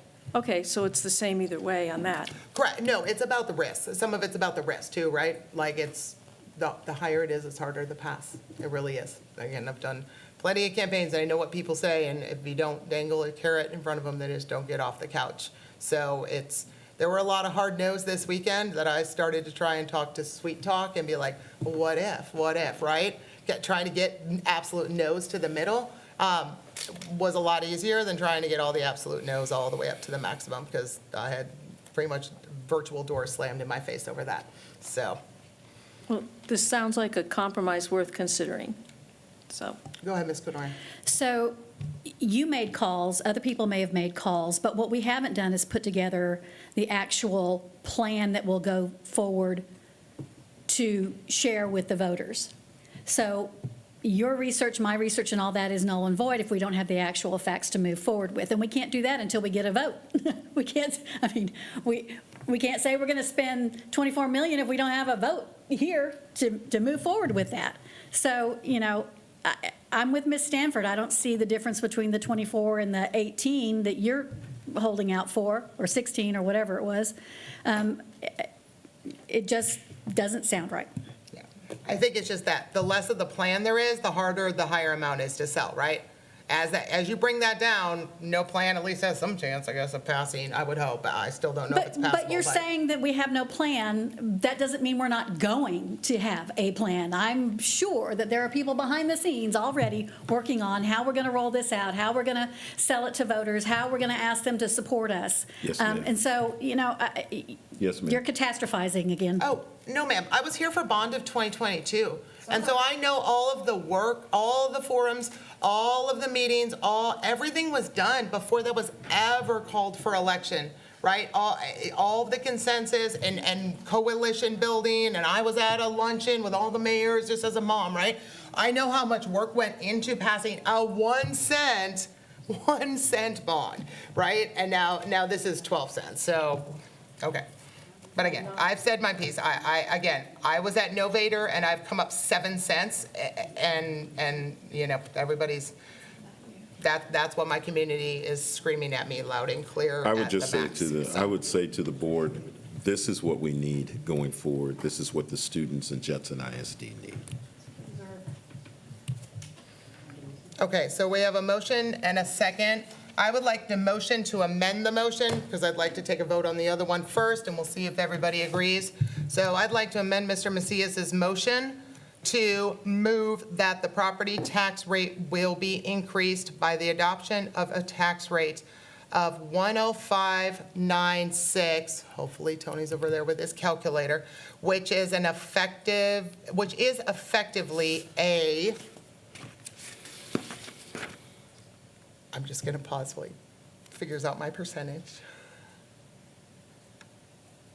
Well, what we have here is 105.46. It will be And that would be a 4.7. 4.7. So I move that I move that we amend 4.72. to have it read, I move that the property tax rate be increased by the adoption of a tax rate of 10596, no, well, I'm sorry, Does this include? 10496, which is effectively a 4.7% increase. Sorry, ma'am, my calculation is based off of 1.0596. Oh, I'm sorry, I meant, I was rounding to 105, so 10496, please. 104.96? Correct, which is 105. If it is 104.96, then the increase is 3.73. Okay, 3.73. Okay, sorry, I'm gonna try this one more time. I request to amend the motion to read, I move that the property tax rate be increased by the adoption of a tax rate of 1.0496, which is effectively a 3.73% increase in the tax rate. Do I have a second on the motion to amend the motion? Nope. All right, no second. All right, then we're back to Mr. Macias's motion, which was do you have the stuff to make your motion just one more time, just so everybody has it? Did you write that down? I did. I have it here. Okay, sorry. I just But- want to make sure we, But I just want to make sure it's clear to my colleagues. We can't afford to go for the whole thing. We can't afford not to go for 24 million. 18 million or anything less is not going to help our situation as much. The 24 million is something that is viable. I have talked with taxpayers, and I'm telling you, they're not going to have to pay an increase in taxes. So I just want that known, that 109 is not what I expected, and I only made the motion for 111 based on the feedback we had when I had Ms. Lee's support and Ms. Jones's support. And again, we can't talk offline on this. We have to talk in the boardroom. So had I known that there was some concerns regarding the 111, I wouldn't have made that motion out of the gate. But I do think that the 109 still gets us to where we need to go. I think our children deserve this opportunity. So as I reread the motion, it's, I move that the property tax rate be increased by the adoption of a tax rate of 109.96, which is effectively an 8.67% increase in the tax rate. Second. okay, I have a motion by Mr. Macias and a second by Ms. Stanford. Or, I'm sorry, Ms. Canoyer, I'm sorry, that was just a reiteration of the motion. Right, just because sometimes things get lost in discussion, and we got to remember what we are voting on. So, okay. If there's no further discussion, I will call for yeses, nos, and abstains again. So those in favor, yes, please raise your hand. I have a Mr. Macias, Ms. Canoyer, Ms. Stanford, Ms. Lee as yes. No. I see no no's. Abstains. I see Ms. Jones, Ms. Potteet, and Ms. Ryan. That is a 403. Motion does not pass. I move that we have the tax rate increased to the adoption to the tax rate of 108.96. Mr. Macias, you have not been recognized by the chair, and you've already made two motions. All right, I'll give that to you. I move that the property tax rate be increased by the adoption of a tax rate of 104.96, which is effectively a 3.73% increase in the tax rate. Oh, I see Ms. Potteet waving in. Would you mind coming off mic and seconding, if that's what you're doing? I said second. I'm not sure if you can hear me. Okay, sorry, now I did say can hear you. second. Yes, sorry, I saw a wave. All right, so we have a motion by Ms. Ryan, a second by Ms. Potteet. All right, any discussion? Yes, I amend. I move that we have a property tax rate increase of the adoption rate of 108.96, which I don't know the percentage of that, but Tony, percentage? Yes, sir. The percent of 108.96 Yes. would be a 7.69. a 7.69% increase in the tax rate. What's the dollar amount, do we know? What, That was emailed to the board. I don't know. What? He emailed us the per penny thing. 107? Nope, not that. I know I printed it, but I don't know why I did that. doesn't say 10896 on it. No, this was an email from last week where I asked for the VATRE yields. So this particular tax rate is between the 108.46 and 109.46. So Yeah. roughly, we will get around 20 million for this particular tax rate. Is that including doing the 2-cent thing with the INS? I would ask that it No. would. So, yes, I would recommend that we put in the motion of what the M&O and what the INS tax rate is, just to making sure that, we're on the same page. Yes. So at 111.96, the proposed tax rate is 0.7869 for the M&O and 0.3327 for the INS. So if we decide to lower the INS tax rate by 2 cents, that means that the tax rate should be 109.96. So if you lower the M&O by another 1 cent, that would be 108.96, and the revenue that we should get is roughly 23 million. Okay. 10896, and what was the percent tax increase? It would be 7.69. Okay. And the M&O would be 0.7769, and the INS would be 0.3127. 3127, okay. If I see what Mr. Kingman is saying, if in your motion, when we make our motions, a tax rate of, if we can please say an M&O of this and an INS of this, for a total tax rate of this, then it'll be clear that these include an INS decrease, right? Versus mixing the pennies around, so. I would hope this is the last time you have to do Are you it. tracking your, Yeah, I'm with you. Thank you, Ms. Ryan, for that clarity. okay. Are I'm you able to hoping- make the I will make the motion to adjustment. amend, we're still on, right? Yes, Or I so- just amended the motion, and I too am, despite us having some difficulty getting to the rate, I am inspired that we are all considering an increase. It's for our kids, so that does warm my heart a bit. So, again, I'm going to reread the motion, and Mr. Kingman, the M&O is 0.769, and the INS is 0.3327? 3127, 3127. yes, right. Okay. I thought it Going was, down 2 I thought it cents. was 7769. Is it Yes, 7769, 769? It's .7769. Okay, got you. and And then then it's 3127, 0.3127. and then 7.69. 7769, right? 0.7769. No, Okay. the percent increase is 7.69, did I write that down I would right? ask Okay, that we sorry. allow Mr. Kingman to just give us the numbers. 7.69, So- not 2 sevens. So the M&Os would be 0.7769, Okay, so it's the 2. INS would be 0.3127, Okay, the total tax rate is 1.0896, and the increase is 7.69%.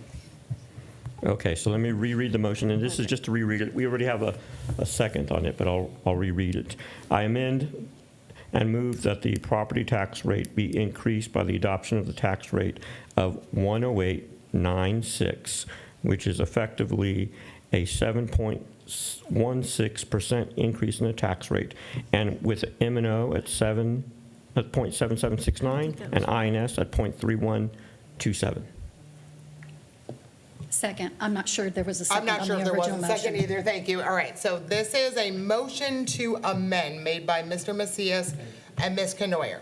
So we're going to vote on whether we're going to change the amendment or change the wording, or if we're just going to go back and vote on the original wording, and that the motion was made for 105, and we have not voted on that yet. So if you vote in favor of this, then you don't want to vote on the 105, you want to vote on this one. If you vote no on this, then we're going to go back to the 105, we're going to vote on that, and then see where it goes from there.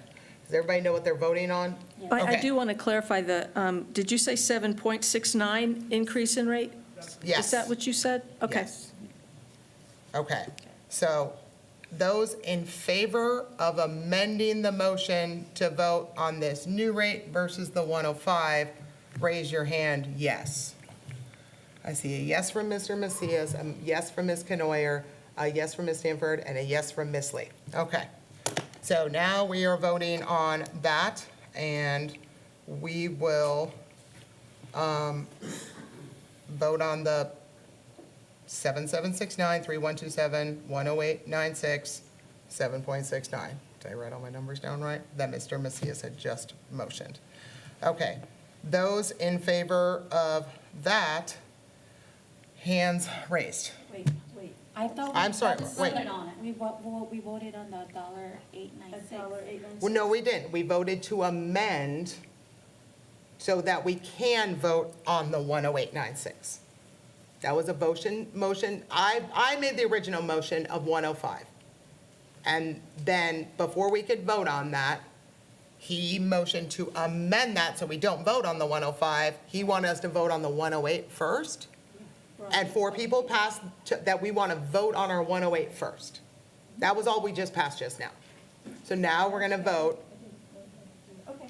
Correct. Yeah, because the first one was just a motion to amend. Now it's the actual, now that becomes the motion, because 4 people voted on that. So now we are voting on Mr. Macias moving that the property tax rate be increased by the adoption of an INS tax rate of 0.3127, an M&O tax rate of 0.7769, a total tax rate of 108.96, which is effectively a 7.69% increase in the tax rate. Did I get all of those numbers in your motion correct, Mr. Macias? Yes, you did. Okay, all right, just want to make sure. So that's what we're voting on this time, not the 105 that was originally motioned. So now those in favor of that, please raise your hand. I see a Mr. Macias, a Ms. Canoyer, a Ms. Stanford, a Ms. Lee as a yes. Noes? Abstains? Okay, I see Ms. Jones, Ms. Poteet, and Ms. Ryan. That is a 4-3. The motion does not pass. We're going to try this again, I guess. I move that the property tax rate be increased by the adoption of an INS rate of 0.3127, a M&O rate of, help me out, Mr. Kingman, 1044 is what? What is your total tax rate that you like? 10496 is what I'm trying to get to. 10496. But you had stated before you wanted to get to 105. That is 105. I'm sorry, 105. That's 10496 is 105. But you were willing to do 105 before we talked about the 2 pennies, so. No, I was 103 and then willing to do another 2 pennies to bring the total up to 105. That'll be a total of a 7-cent unlocked pennies, Vader. So the M&O would be 0.7369. 7369 for a total of 10496, right? Yes. Which is what percent again? Was that 3.73. 3.73? Okay. Let's try this one more time. I move that the property tax rate be increased by the adoption of an INS rate of .3127, an M&O rate of .7369, for a combined tax rate of 10496, which is effectively a 3.73% increase to the tax rate. That's the motion. Second. I have a motion by Ms. Ryan, a second by Ms. Potteet. Discussion? Yes, I will not be voting to support this measure. It still requires 5 votes, and so I certainly will want to see us increase that. So I can't support this lower amount. I will just point out that this is a 7 of the 12 cents fader. This unlocks 7 of the 12 pennies that are available to this district. I just want to point out, this is more than halfway. Any other discussion before we vote? And this is the one that yields 18 million? I'm going to look to Mr. Kingman. That is what, I lost the little paper y'all had emailed us, but that is what I had written down, that this will yield about, Tony? oh, does that have the yield on it? No, the Working on email it. you sent No, it doesn't us. have the. So ma'am, that would be close to 18 million. Yes, 18 ma'am. million, right? Okay. Close to it, yes. Yes, somewhere in about that ballpark. Any other questions or discussion before we vote on this one that would generate approximately $18 million for the district?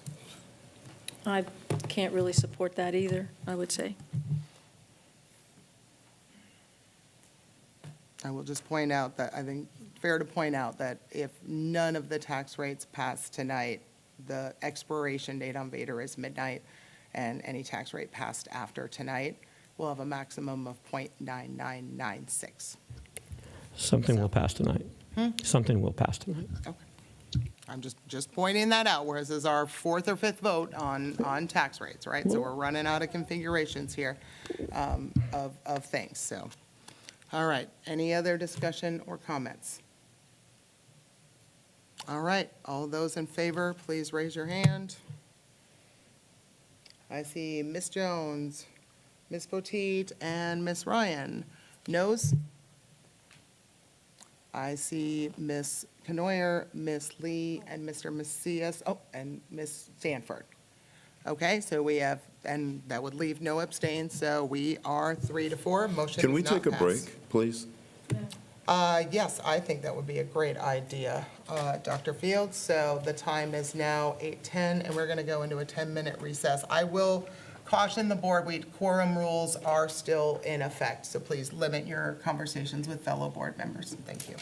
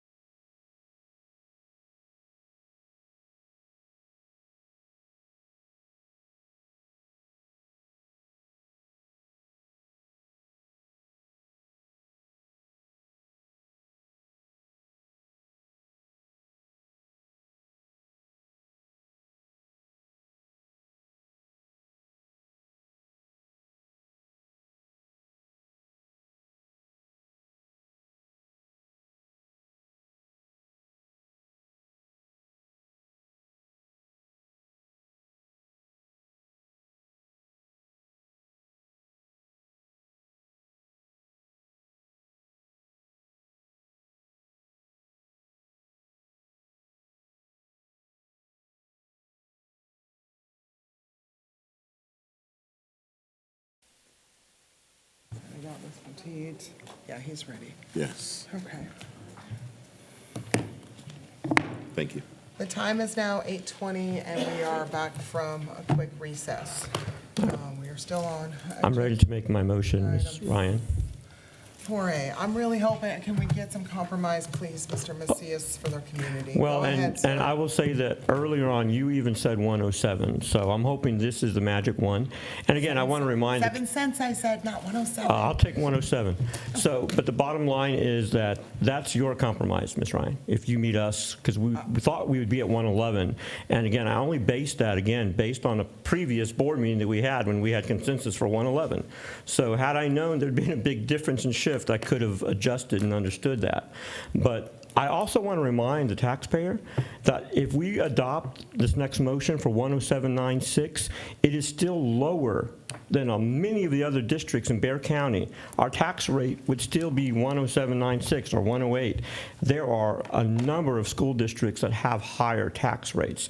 We are still being responsible. And so, anyway, Mr. Kingman? I'm going to be making the motion for 107.96. What's the M&O and INS on that? Yes, sir. So for the 1.0796, the INS, as we discussed, would be 0.3127. The M&O would be 0.7669. Total tax. 7669. Okay. Yes, total tax rate of 1.0796 with the effective increase of 6.7%. And the Okay. yield, Tony? And the yield? Oh, the yield of that would be closer to 21 million. I have a question for you, but I'll make the motion and make sure there's a second before we have a discussion on it. So I move that the property tax rate be increased by the adoption of a tax rate of 10796, which is effectively a 6.7% increase in a tax rate with an M&O of 0.7669 and an INS of 0.3127.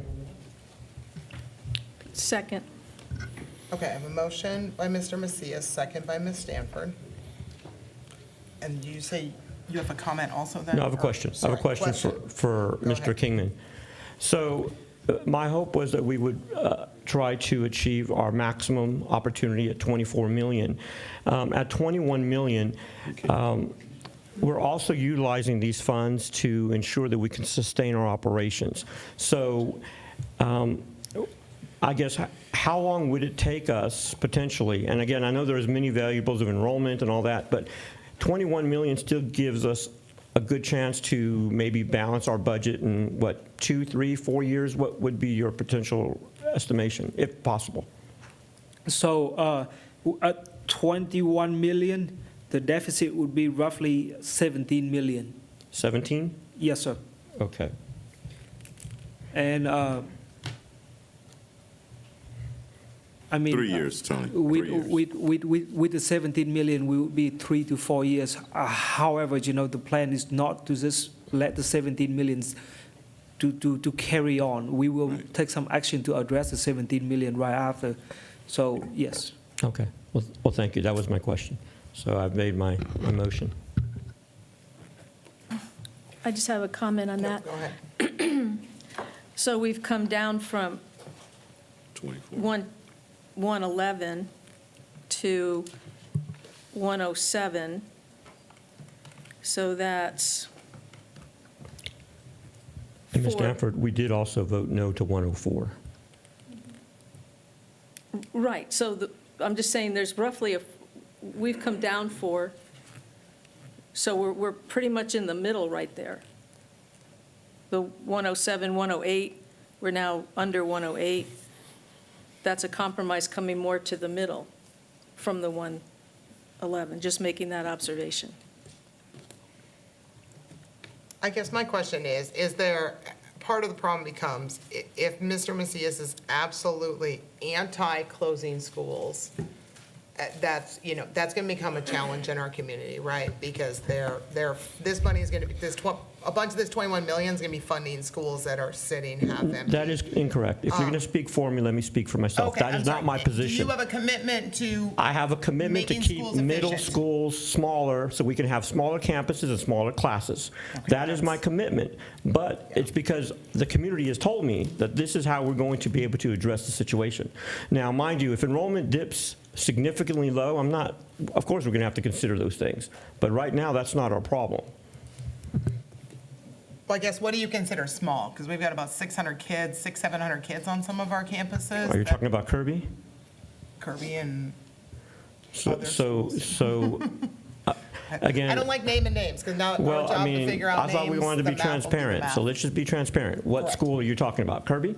Well, Kirby is low, and Judson Middle School is low, but again, I'm not talking about which ones we close, I'm just talking about the fact that we have But then, if you're using low that logic enrollment. model, you would close the ones that have low enrollment, right? That's the idea you just said. As I have How always do- said, there are multiple factors that go into school efficiencies. Of course. That all have to be looked at, maintenance cost, enrollment, attendance lines, transportation, all these be analyzed, all of it. All I know is the campus leadership has told me smaller campuses will work. My administration has told me we'll be able to control student behaviors and social emotional needs, and we should expect academic outcomes. And I'm not saying to do this forever.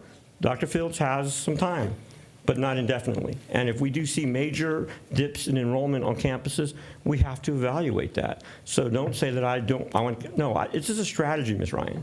Well, I'm trying to kind of tell, what can I tell the public, right? Like, because there has to be some board unification on what, it's like I said the last meeting, we can't be out there giving 7 different sets of promises if that's not what the body corporate's promises are.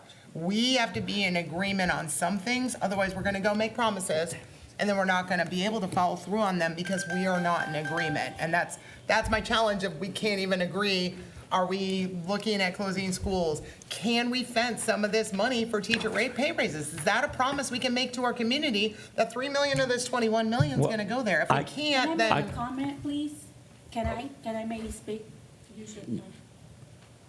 I'm sorry to interrupt, but I just want to comment one thing, because I already got a text, and just so everyone know, I pay my taxes. We pay our taxes. It's only less than 5 minutes to search. It's a public search. Last year, I just paid $1,928.60 that went to Judson ISD. For 11 years that I've been here, I paid $21,577.60. I just wanted it to be clear out there that an assumption that I don't care is not right.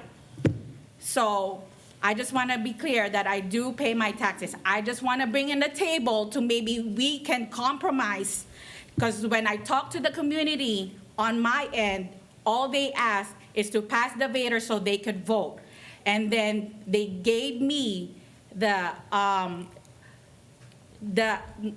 what to decide, because they know that I can maybe bring a table to compromise, and that's all they wanted to vote for it. Like, if it's really for the ability to be the best for our kids, then I wanted to bring that on the table.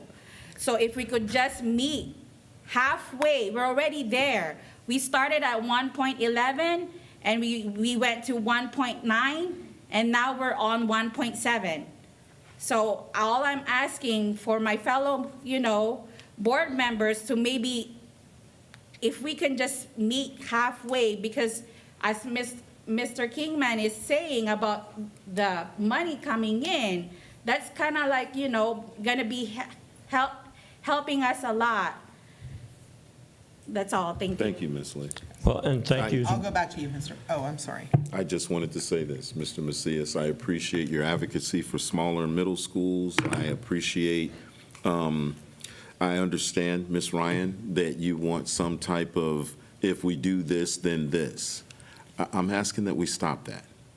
We're going to look at everything going forward. And if we find that one of the middle schools is in a situation where it's not sustainable that we go forward, I'm going to bring it to you that we need to do that. I'm not saying that we're there, but that's what's going to happen, regardless of how the academics come out. We're going to do the same thing with elementary schools. We have a financial solvency plan that we're going to put into action.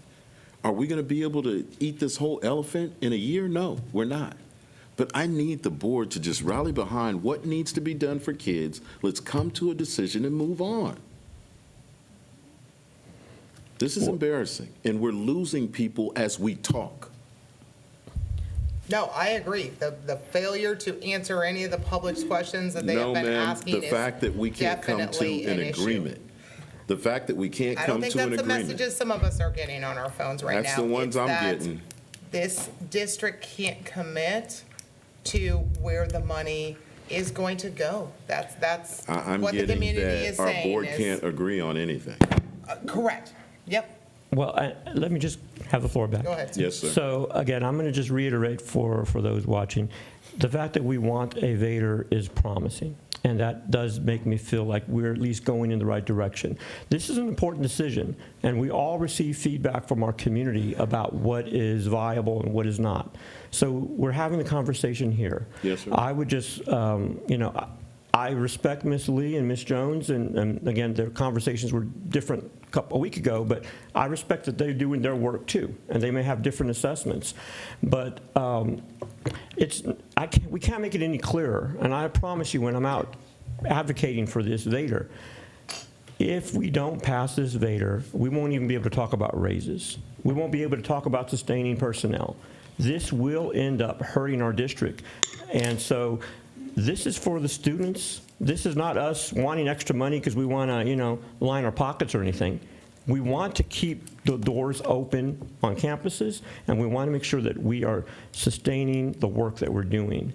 I mean, that's really pretty clear, because that's exactly what's going to happen if this VATRE does not get on the ballot and if we don't support it. We will see a very different Judson ISD. And Ms. Lee, I just want you to know, for those that think I say this a lot, that this is my 5th term on the board. I have a lot of haters out there, but I promise you, I have a lot more people that love what I'm doing than hate. So just know you'll always have somebody say something, but they're not in your shoes. We're here to lead for our community, and if I could remind each of you, when we talked about closing Judson Middle School, who do you think was in this room? My entire community that supports me. So all these folks that think they have an opinion that I'm kind of just not the best board member, my community thinks I am. 5 times, guys. 5 re-elections. So I'm ready to go forward. Sir, I'm ready to shorten this conversation, right? So I'm going to switch over to a yes on this, because not because I believe in it, right? Let it go to the ballot. And if the 4 of you believe that you can get this sold, time is going to tell, right? Between now and the start of early voting, we are either gonna be on the process of closing schools, we're either gonna have committed to our teachers and our pay, we're gonna see what the operational efficiency audit shows, and you know what? Time will tell. So you know what? Let's put it on the ballot, and I guess we'll roll the dice and see. And I really hope it's not, a moment of regret of, hey, I wish we had gone a little bit lower and had 12 or 15 million. Time will tell what it is. So that's fine. I'll switch over Ms. to the Ryan, yes. can I? Go ahead. I just wanted to actually make a motion to amend. Oh, go ahead. Sorry. Mr. Kingman, could you give me the terminology for doing 1.069600? Yes, ma'am. So the INS tax rate for that would be 0.3127. Could you slow down? I'm sorry. Okay, yes, no problem. Sorry. Wait.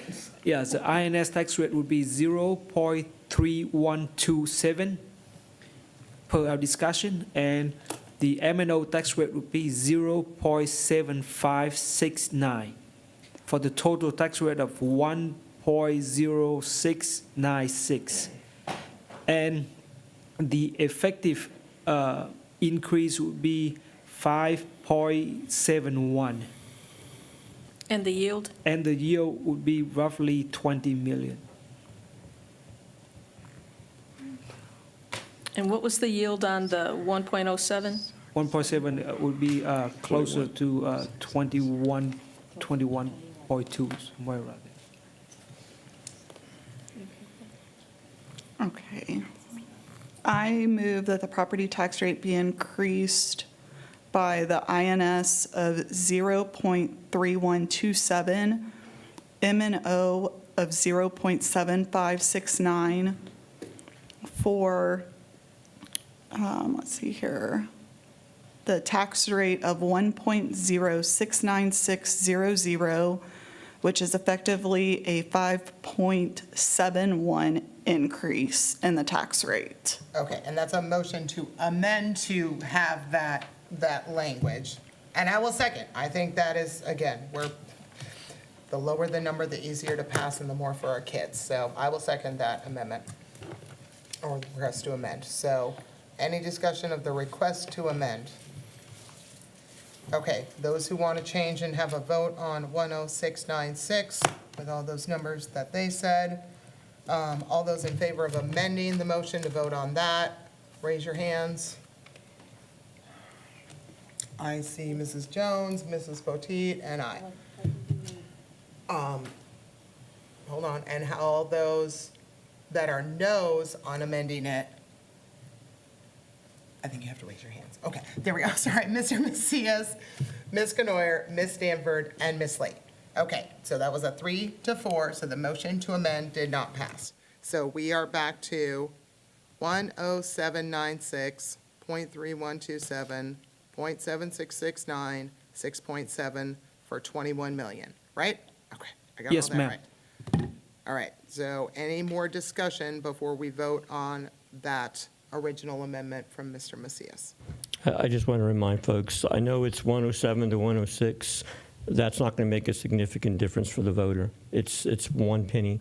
For us, and it'll make a big difference for us, but the voter differential between supporting 106 versus 107 is no big deal. So I obviously hope that this gets 5 affirmative votes because it does need a supermajority, but we shall see.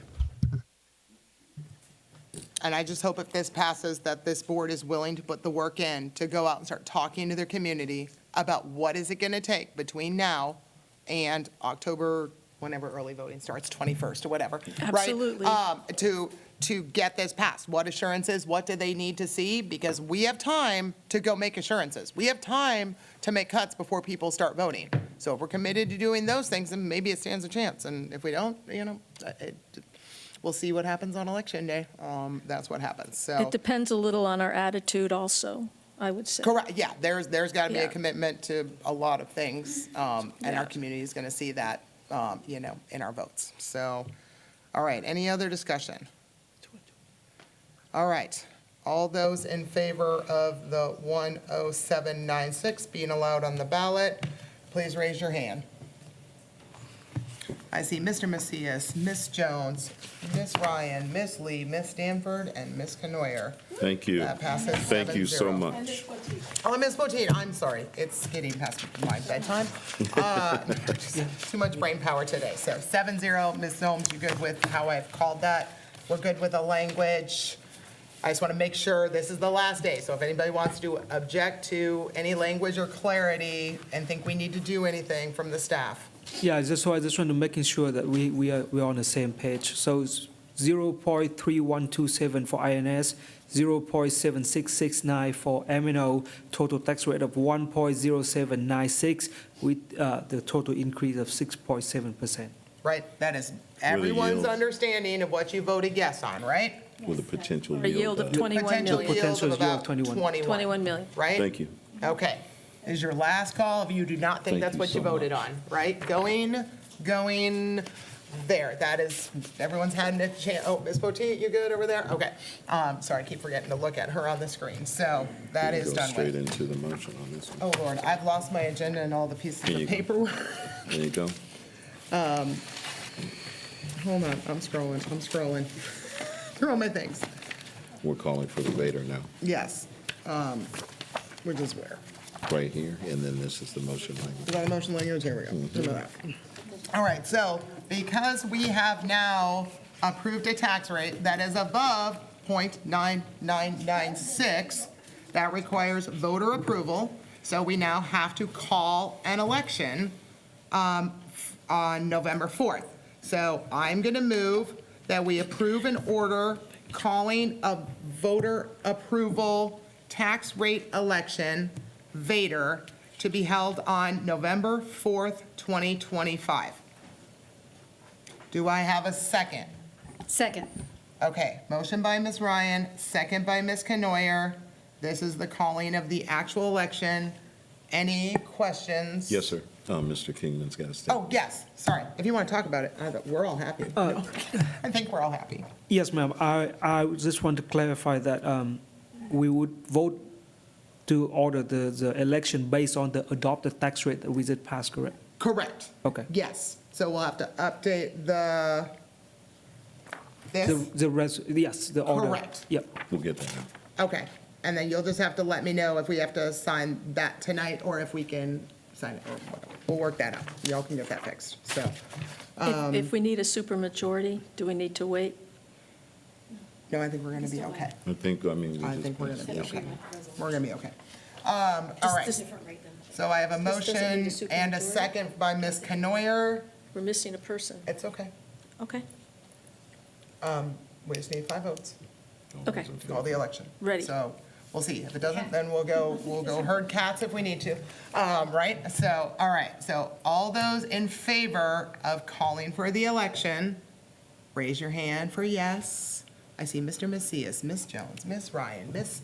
Stanford, Ms. Canoyer, and Ms. Botit. So motion passes 6-0. Thank you. All right. Now what are we on? Sorry. I'd Again, like too to many go papers. to, if we could quickly I to didn't see E. my agenda. Okay, yeah, sorry. We're going to skip C and D for a minute because that's going to be part of the strategic consultant part. So now we have the, House Bill 2. hold on, let me get my notes on that. All right, so here's your Reader's Digest version is on July 31st, the district presented options for the use of House Bill 2 TRA and SSRA allowances. One option presented by district included a 1.5% pay increase for employees not on the TCNL scale, except administrative supervisors and uncertified teachers with 0 to 2, at a cost to the general fund in excess of SSRA of $254,000 approximately, plus benefit costs. When an email went out to staff the next week, it indicated that uncertified teachers in 0 to 2 were included in the 1.5% pay increase. So now we have to bring back to the board to publicly discuss what was approved. So what we have to do here tonight is we're not voting on whether or not we're giving 1.5% raises. We are clarifying what that motion was. So, and I'm sure most of y'all have gone back and watched the video. So the discussion and presentation from Ms. Martinez was middle column, but not uncertified teachers 0 to 2. And that is what I repeated.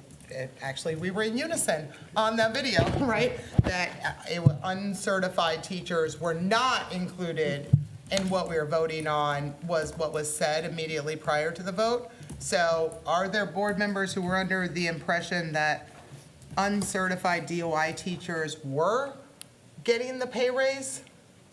Yes. My motion deliberately did not include non-certified, the DOI 0-2s. So Ms. when we Kennard, discussed. I have your motion. Can I Correct, repeat? no. We all know what the motion was, but I guess our question is, why then during the discussion, and when I reiterated what I thought was the motion, right, like nobody corrected, that's all, I guess I'm kind of But you confused. didn't correct it either. If you really wanted them to be included, you heard my motion, you should have said, oh, I need to amend that.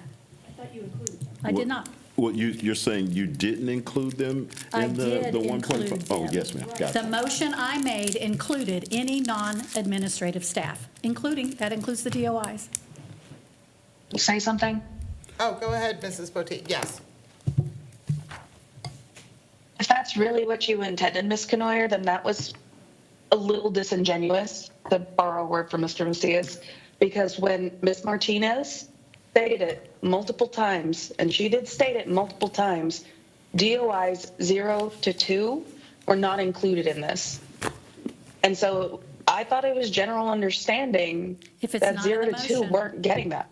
It needs to be in the motion if we don't include them, and it was not in the motion. So So you just changed what was being delivered and what was being presented just based on your own thoughts? I'm genuinely this trying works. to understand. Well, that's not how it works, Ms. Canoyer, because remember the 1% pay increase last year? Ms. Stanford's exact motion language was 1% increase, and then it was changed to 1% on midpoint.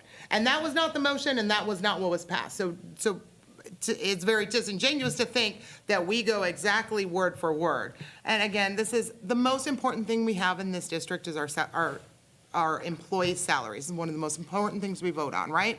And there has to be clarity. And I sent this video to 20 people, and there is, every single person said it could not be more excruciatingly clear that that raise did not apply to uncertified teachers. And they said, y'all have had like 7 board meetings where Mr. Macias and everybody's been making all these motions about uncertified teachers and cutting their pay that like it wouldn't even be logical. So I guess, I guess if that's what you thought it was and didn't correct the rest of us in what we thought, go ahead, Mr. Macias, I know you've been very much reducing DOI pay for months now, so. I have been, and in fact, I remember that in June, we did vote to decrease DOI salary by 1,000, which I thought was fair, because I've made the argument that DOI teachers getting paid as much as certified teachers it made better sense to reduce their salary. But I also remember our legal telling us that we really couldn't reduce salary of DOIs, and so it got real muddy. So I did agree, and that's what I understood, that our DOIs would at least get a 1.5, which is really, it's not a lot compared to their salary, but it's certainly what I was supporting. But again, I initially, once the legal was told us that we couldn't decrease DOIs, we still have to recruit for them. We still have to retain them.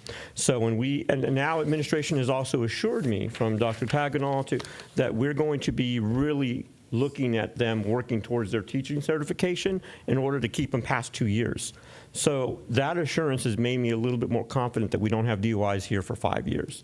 But my understanding was they would receive 1.5, but I still need clarity on that 1,000, because I'm also assuming that since Jamison had said we couldn't take it away, that they all got it back. And Right, I do have, did you get clarity from Jamison today? I didn't get clarity from Jamison. Okay.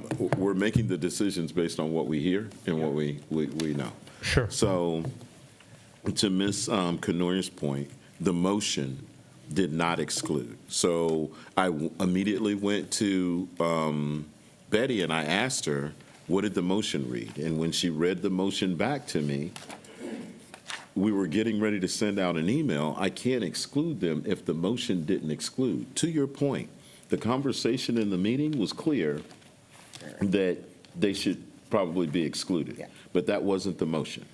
So Well, because and we have new board members too, so I find it, I'll be honest, it's offensive that 2 very senior board members would it feels like they intentionally deceived the other new board members. Like, No. why were you not jumping from the rooftops? I don't think that it that's- didn't include uncertified. You had the So- opportunity to amend the motion for clarity, and you chose not to. Ma'am, So don't district- put that back on me. District briefed only one way.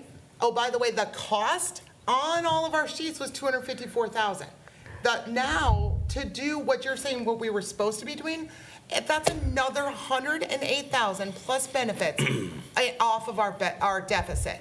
Would it have passed if we had known it was going to be $400,000 versus $254? I don't know, but I do feel like more seasoned board members owe it to the new board members for more clarity. If you're going to if Ms. Martinez said this is the option, if you want to do something other than that, I just ask in the future if you can make it more clear so that we can all track exactly what we're voting on, because I just have a So, hard time believing people really knew. During that discussion, we also talked about how the state did not allow us to exclude DOI teachers from the raise. So why would we Well, exclude that's the not 0 to true, 2 though. ones? Well, yeah, only 3 to 5 are, can't. So why would we just not include the other people too?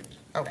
And Ms. Ryan, the insinuation that I'm trying to deceive my colleagues, no, I don't know what they understand or don't. I sit here and tell Ms. Jones all kinds of things that she can do in the boardroom as I try to give her advice. So the implication that I'm being deceitful, totally inappropriate. And so if there's a lack of understanding, each board member can bring it back. That's why it's back on the agenda. And that's how we work through it. So if there's a need for clarity, it's back on the agenda. So don't imply that I deceived anyone, because I did not. That's how I interpreted the motion. And just so my colleagues know, when you make the motion, that is what administration has to follow. Thank you. It's nothing more than that. They have to follow the motion. That is not our better past But that is the performance, just so you motion. know. That is illegal. We made it and we voted. That is what they have to follow. So if there's a need for clarity, just say something. I encourage dialogue up here. I do have a question. Dr. Fields, I'm looking at what we were looking at that night, Yes, ma'am. and it specifically says certified and uncertified. And it sounds like, Up until that day, we had considered certified and uncertified to be included in that 1.5%. Right. We had, earlier in the day, had a discussion, myself and Amanda, I believe, Dr. Tagenall was in the room as well, had a discussion with Ms. Ryan. And it was recommended that the DOI teachers not be included in that. who So we recommended? amended It was recommended by who? Ms. Ryan. I barely looked at option 1 through 4, and we never had a discussion about 1 through 4. We discussed I had a 5th proposal I wanted put on there just because The I didn't want to 0 to spend 2? anything out of our fund balance or add to the deficit. So again, I proposed an option that would spend exactly what we got from the state and not add more to the deficit. And that did not include uncertified teachers because the board had voted multiple times to not give them raises. I So will. So, Dr. But- Fields, if you could continue the clarification. I would reiterate, it was our interpretation that the 0 to 2 DOI teachers should be removed after the conversation we had.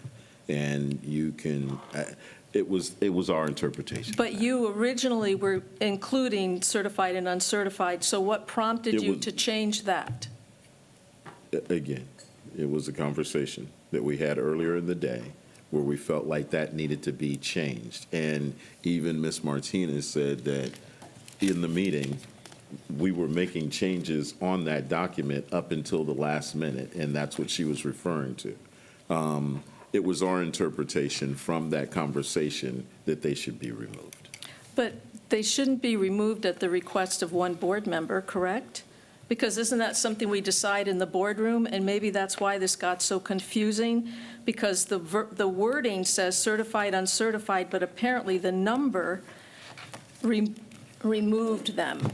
So now we have basically a conflicting document again.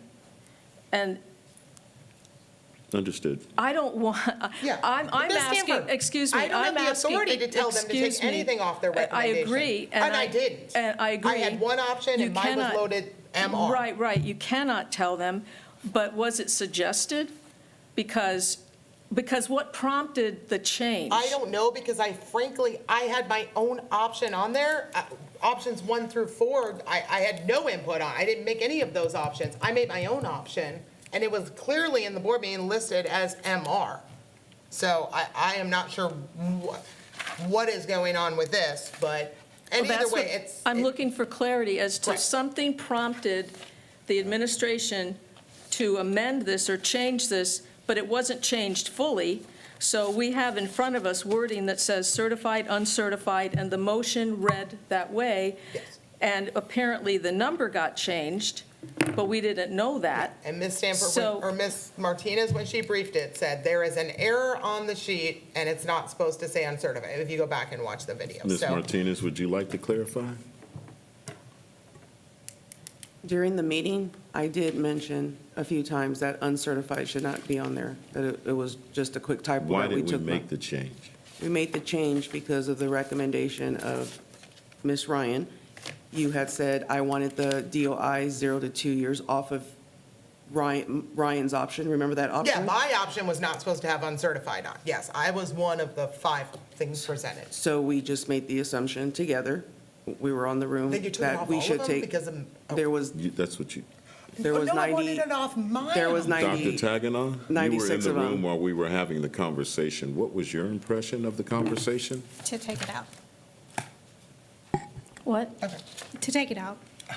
To take it off. So that's a confusion because it came from one board member not in a board meeting, and we definitely want to leave those kinds of decisions for the boardroom, correct? So that all board members are weighing in on a change or a recommended change, because this is what happens when something is recommended outside the boardroom to administration, and they attempt to make a change. It just muddied the waters. But the motion read right from what this document states, certified, uncertified, I'm still looking right at it. Didn't know the number was changed, but that was because you made an attempt last minute to amend it by what you thought Ms. Ryan would prefer. But I'm asking that we not do business that way. Yeah, absolutely not. I never asked anybody to change anything, so, other than my one option, that was the MR option, so. All right, so I have some language from Jameson to, please listen carefully. Hold on, is this moving on from this agenda item? No, on this agenda item, this is some language Jameson sent on how this can be resolved. So let's listen to this motion and then we can figure it out from there. I move to clarify the approved motion made on July 31st, 2005 regarding compensation plan amendment for 25-26 that integrates House Bill 2 legislation, that the approved motion did not include a 1.5% raise for uncertified teachers with 0 to 2 years of experience as presented by district staff. That's inaccurate, however. Okay, that's a motion. So what is on the agenda tonight is to clarify what the motion was. And per Jameson, we have to vote on a clarification, one way or another. Didn't you just say the clarification is not to include?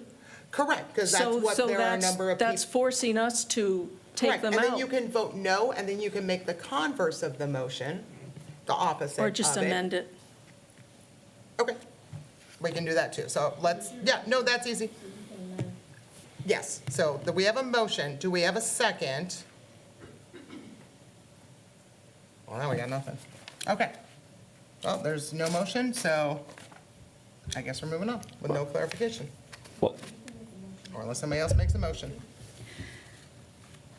I move that we approve the 1.5% raise, including 0 to 2 year DOI teachers and the support staff retention allotment raise.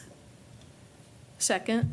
Okay, motion by Ms. Canoyer, second by Ms. Stanford. That would be an increase of 108,000 from the 250. Correct. There's a motion and a second. That is an increase to our deficit of 108,000 plus benefits, right? Because we have over 100 DOI teachers at $1,000 pay increase.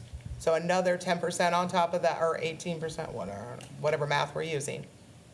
I don't think the 108 included benefits. I think it did. Well, no, because you Did the sent 108 us, include the in number of benefits? DOI teachers is over 100. And the pay raise is over 1,000. So 108 could not include benefits. Because 100 times The 1,000 is 108 already does include the 100,000. benefits. The 108 does include the benefits. Okay, you'll have to follow up with us because the number of DOI teachers you sent us, that math doesn't math, but that's okay. So it's at least 108,000 increase to our budget deficit with that. So we have a motion and a second. Any other discussion? Yes, I would like to say that we understood when it was originally made that the number did include the DOI teachers. We didn't know that there'd been a last-minute attempt to change it, and it wasn't fully changed, but it was understood that that's what you were wanting. So You can throw accusations at me all day. Not That an is not the accusation. motion. That is on the table. No, So- we're in discussion, correct? Correct. Correct. So I'm just saying that the only reason we're in this position of suddenly having a budget increase is because this document was changed only partially, because it was last minute, and it was at their understanding of what you would prefer. That's my fault, Ms. Stanford. Going forward, that will not happen. Not happen again, thank you. That's my fault. Okay, we have a motion and a second. Okay, we're going to take a hand count and vote for the 1.5% raise going to the DOI teachers. Ms. Canoyer, would you mind repeating your motion? Do you know? Yes, I mind. Okay. Sorry, I just want to make sure we have clarity. Okay, so Mind. whatever your If you can't belief remember, that I'm Ms. sorry. Canoyer's motion was, all those in favor, raise your hand, that you believe that is what was motioned on originally. I see Mr. Macias, Ms. Canoyer, Ms. Stanford, and Ms. Lee. Those that are no, raise your hand. And I see Ms. Potteet, Ms. Jones, and Ms. Ryan. So motion passes 4-3. Okay, so. Ms. Ryan, if I could say something real quick, it'll be 1 We've second. already voted. Oh, I know. This is just a real quick comment. Just honoring the passing of my friend Deborah Eaton. And so she did send me a text last week, and it said that she's sending us all prayers and getting kids and students, kids and teachers back in the classroom. And she said she knows that God's got us all. We just need to stay prayed up. And that was her text to me last week for us. And then lastly, both Schertz and Bernie have passed their VATRE as well to put on the ballot. Thank you.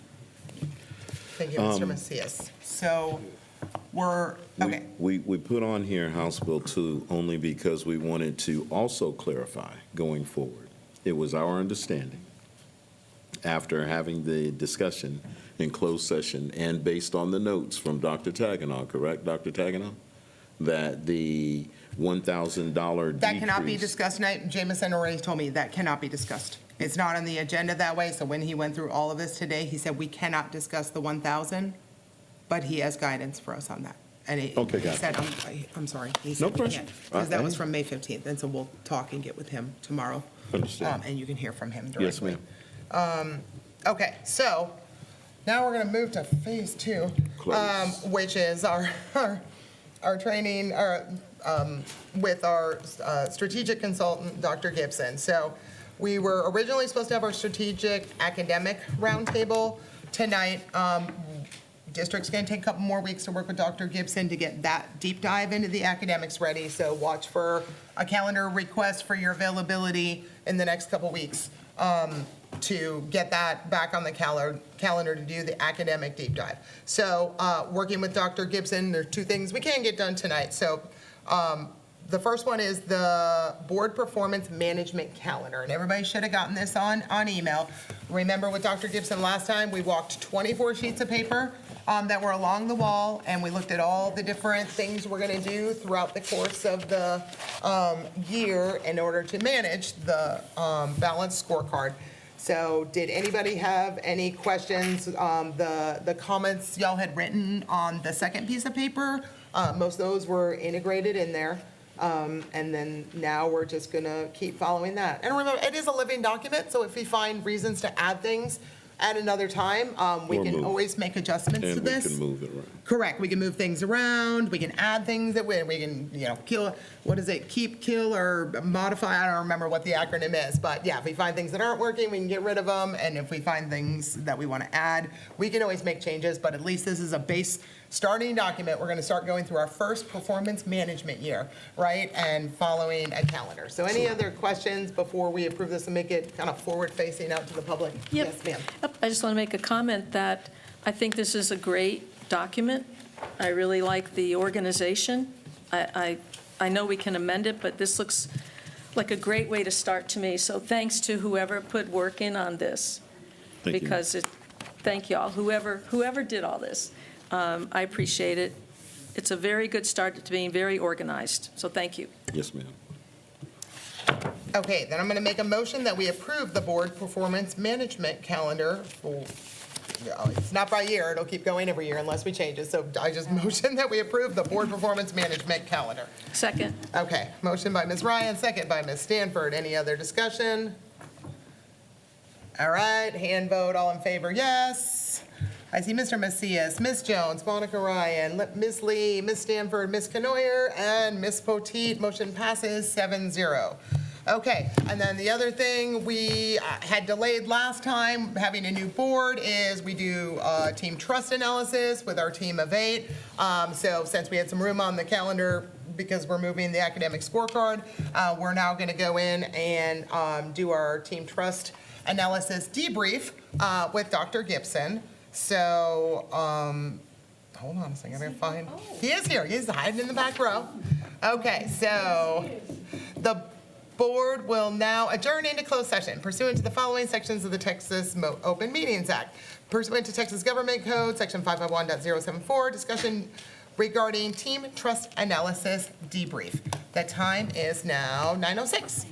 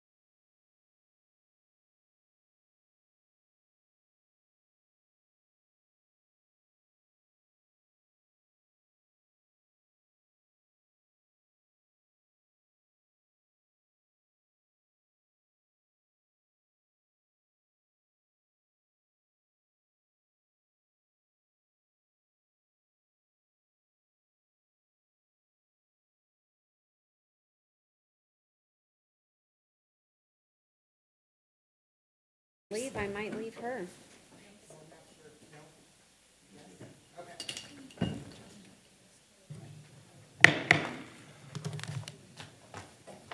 The board will now reconvene in open session. The time is 11:15 PM. No final action, decision, or vote was taken while the board was in closed session. There was nothing else we needed action on out of the meeting, so there being no further business, this meeting is adjourned at 11:15 PM. Thank you, everybody. Thank you.